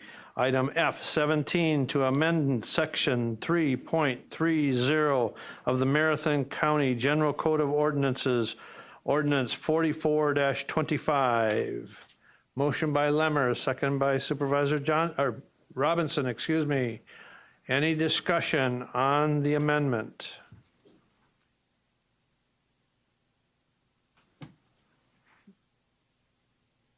Any discussion? Okay, seeing none, we'll proceed.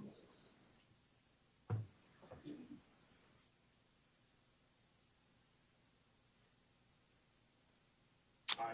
Supervisor Pfeffrick, aye. And we'll proceed. And the motion is carried but is not unanimous. Moving on to infrastructure, amending Section 7.04, Parent 6 of the Marathon County General Code of Ordinances, Ordinance 0-45-25. What is your pleasure? Motion by Supervisor Marash, second by Supervisor Mask. Any discussion? Supervisor Conway, please. Oop. Did you withdraw your request to speak? Okay. Any further discussion? Any discussion? All right, seeing none, we'll proceed. Aye. Supervisor Pfeffrick, aye, please. Vice Chair Dickinson? And we'll proceed. And the motion is carried and is unanimous. Thank you. Moving on to item H, Human Resources, Finance and Property Committee, under H19, acceptance of an offer to purchase county-owned property, 281 Grand Avenue, City of Schofield, Resolution 59-25. What is your pleasure? Motion by Supervisor Rosenberg, second by Supervisor Poole. Supervisor Jensen, please. Thank you, Chair. Earlier this year, Marathon County spent money to perform a cleanup of this mobile home court, and during that resolution, $224,919 was allocated for that effort. Does the sale and the proceeds from that reimburse the county? The answer to that question is yes, in excess. And any excess by state statute or by state statute is required to be returned to the property owner. So in this case, the back taxes, fees, and interest and penalty and cost to clean up has all been covered by the sale price, and then any excess proceeds will be returned to the property owner. Thank you. Supervisor Sandelsky, please. Thank you, Mr. Chair. So with selling this property at 281 Grand Ave to another government entity, this is a loss of tax revenue to the tune of $18,000 to the county, the city, and the local school districts within that area, within Marathon County. We talk quite often about the net new construction, as most likely, if this were sold to a private buyer, it would be developed, therefore giving us another large boost in tax revenue to the county, city, and schools without a burden upon the county property taxpayers. By selling this property to the city of Schofield, this is a negative to our tax fund. In essence, the rest of the county will have to make up that large tax loss. And also, this could be another boost in tax revenue in sales tax if it is developed under a private business. I will be voting no on this, as it would be the best for the tax-paying residents and Marathon County as a whole. The private market would be much more beneficial to both. Thank you much. Supervisor Robinson, please. That would be true if the city of Schofield wasn't interested in redeveloping the property, but they are. And we're following state statutes relative to the disposition of the property. Under Chapter 75 of the statutes, there's a process by which we go through once we take it through tax deed, including offering it to the local unit of government in which it is located. And in this case, the city of Schofield has expressed an interest in it. The city of Schofield approached us relative to the human health hazard last year, which resulted in us spending money relative to dealing with the hazardous conditions there. The proposal that they put forward is above the appraised price, covers our cost, all of our cost, and again, the surplus would be returned to the property owner. But this is a step in the redevelopment of that property. I think the long-term goal is to get that back on the tax roll in productive use, and the city of Schofield has expressed an interest in that, and I think they're in a far better position than the county to redevelop that property. Supervisor Conway, please. Yes, to that point, at the City of Schofield meeting, the reason they wanted to buy it in the first place was so they could have some control over what happens to it. So I mean, it's right in the center of town, so it's a prominent parcel. So they just want to have some say as to how that is developed. So they're not interested in just keeping it and letting it sit. Any further discussion? Any further discussion?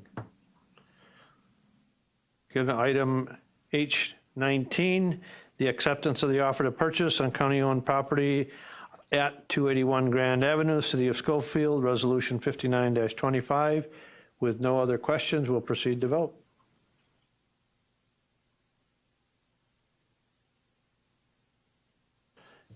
And we'll proceed.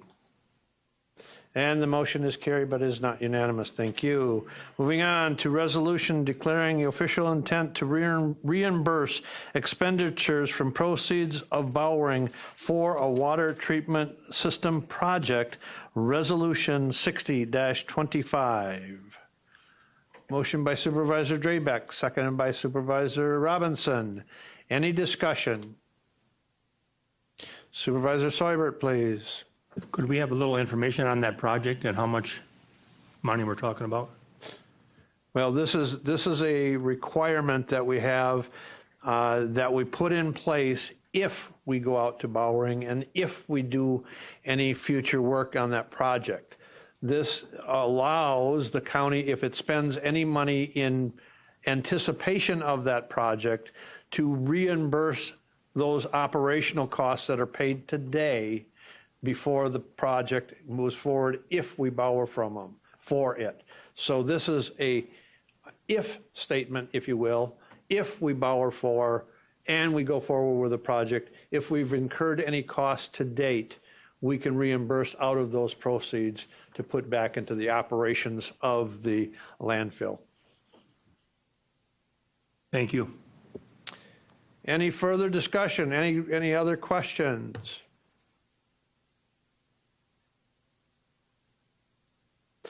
All right, seeing none, we'll proceed to vote.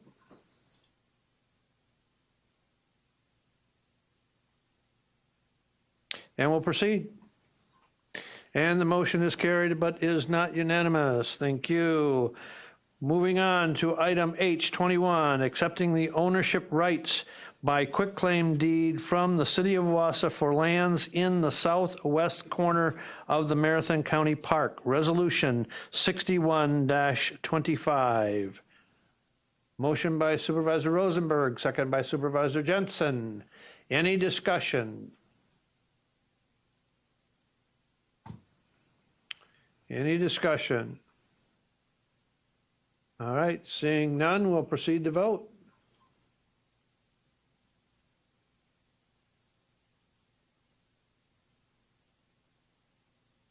Supervisor Vol?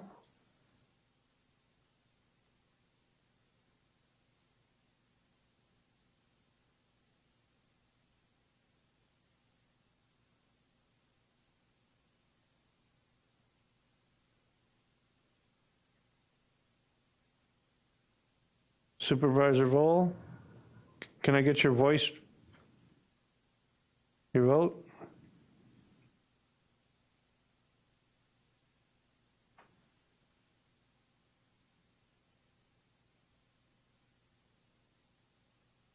And we'll proceed. And the motion is carried, but is not unanimous. Moving on from the Infrastructure Committee under item I, item I-22, imposing the increase in truck size and weights, Resolution 62-25. What is your pleasure? Motion by Supervisor Marash, second by Supervisor Pfeffrick. Any discussion? Any discussion? All right, seeing none, we'll proceed to vote.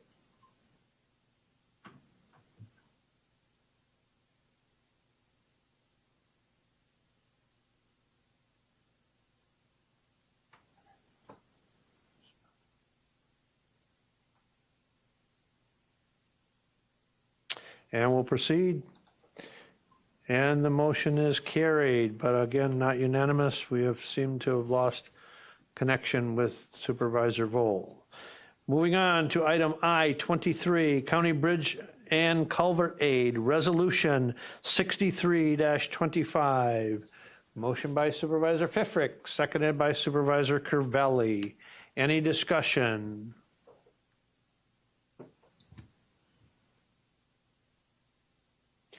All right, seeing none, we'll proceed to vote.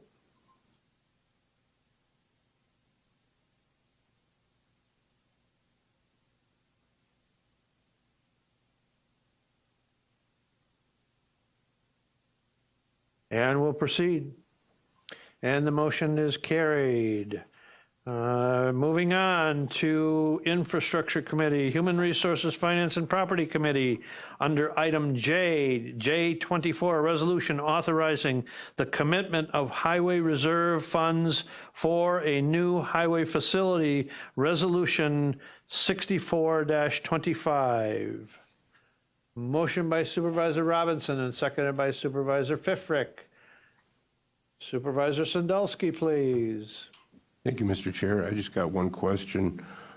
In the future, is the county board going to be asked to approve any borrowing for this project with the Highway Department, or is this all going to come out of the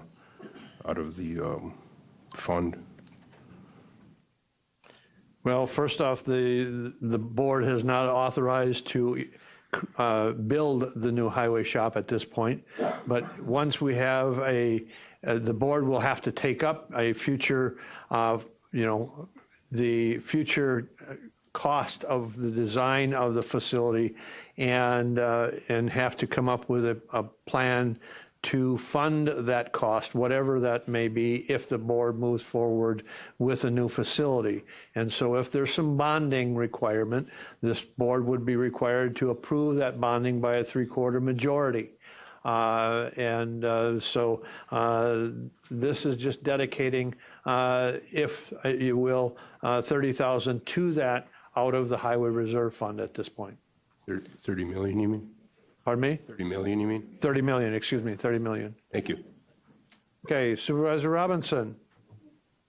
Thank you, and I want to thank administration for preparing for the county board. The handout that you have at your desk, it deals with the fund balance policy.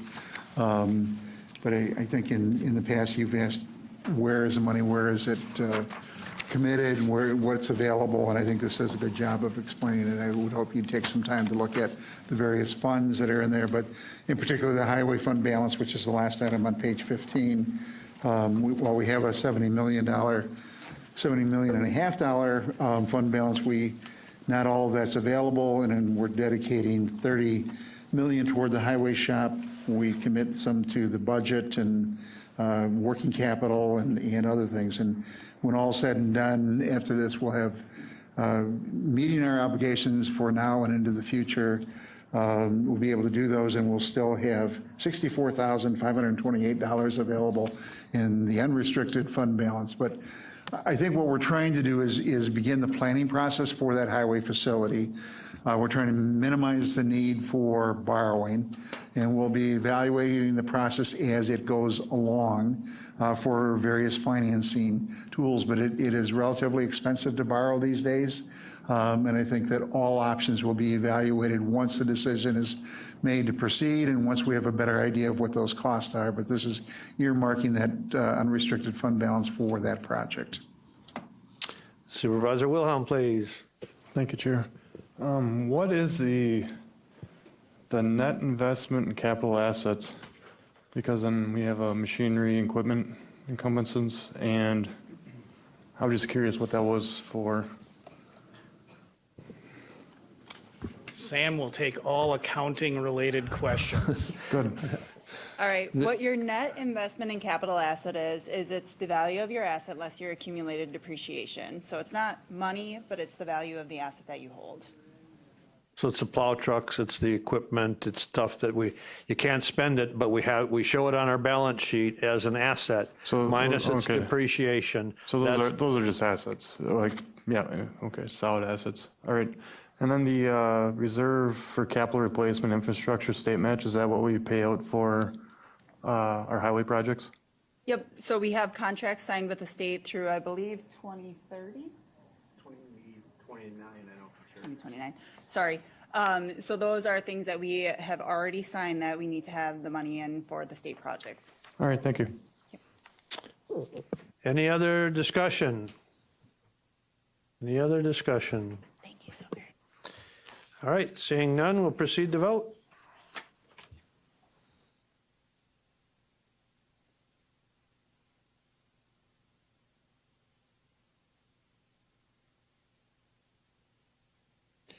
It's Supervisor Conway. Supervisor Conway, aye. Supervisor Vol? Aye. Supervisor Vol, aye. Thank you. And Supervisor Endres? No. Supervisor Endres, no. And we will proceed. And the motion is carried, but is not unanimous. Thank you. We'll move on to item J25, a resolution authorizing the expenditure of highway reserve funds for Phase 1 design services for a new highway facility. A resolution 65-25. Motion by Supervisor Rosenberg and seconded by Supervisor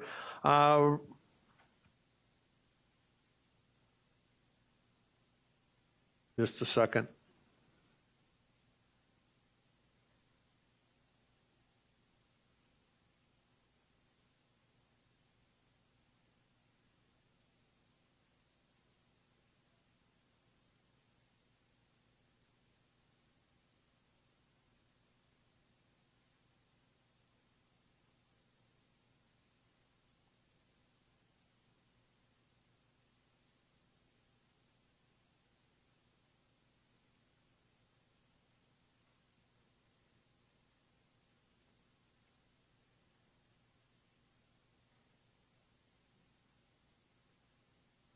So we have a motion by Supervisor Rosenberg and seconded by Supervisor Robinson.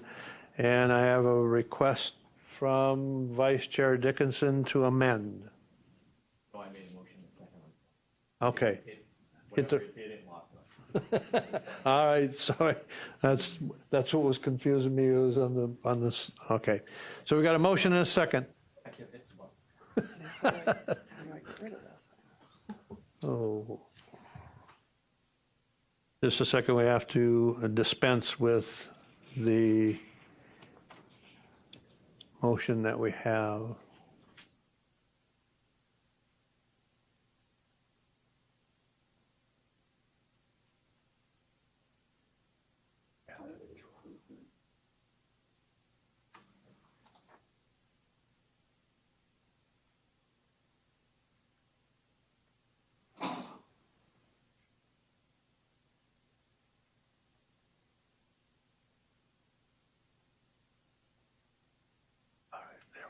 Good to go. And this is a budget amendment, so this does require. Okay, any further discussion on, let's see, a resolution authorizing the expenditure of highway reserve funds for the Phase 1 design services for the new highway facility, resolution 65-25. Motion was made by Supervisor Rosenberg, seconded by Supervisor Robinson. This is a budget amendment, does require a 2/3 majority vote. Any further discussion? Okay, seeing none, we'll proceed to vote.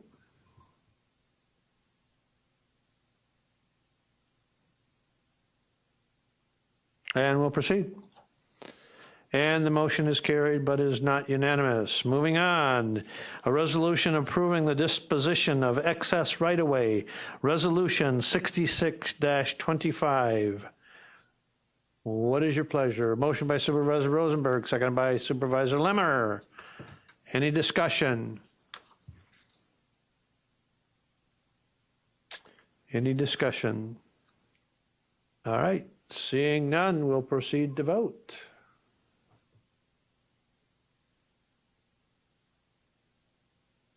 And we'll proceed.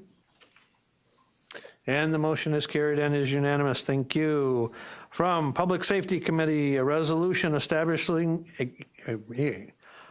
from the Public Safety Committee, item K27, a resolution establishing fees for the pathology services, resolution 67-25. Motion by Supervisor Poole, second by Supervisor Mask. Any discussion? Any discussion? All right, seeing none, we'll proceed to vote.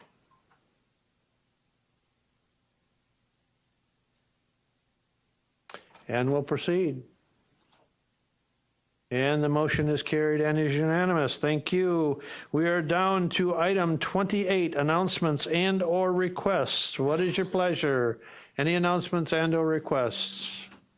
I would like to make one announcement, and that is a public announcement and a public thank you to our Corp Council. Corp Council has been, I mentioned this in the HR Finance Committee today.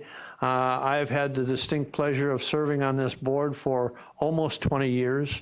And with the resignation of the Corp Council and the moving on, I've had the pleasure of out-serving 3 Corp Councils, but I want to express my sincere thank you to Michael and his professionalism, and he has been always at my beck and call, and keeping me out of trouble has been a full-time job for him, and so I do want to thank him for his professionalism, his dedication, and service to the Marathon County constituents, and in particular to this board.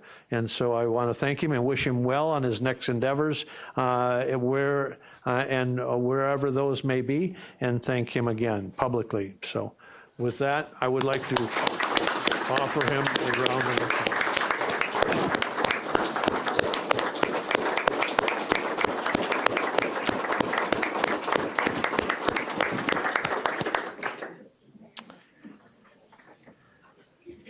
Any other announcements and/or requests?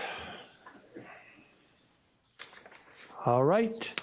Seeing none, we are down to item number 29. Supervisor Kroll with the motion, Supervisor Rosenberg with the second to adjourn. All those in favor of adjournment, say aye. Aye. Opposed, say no. We are adjourned. Thank you, ladies and gentlemen. Have a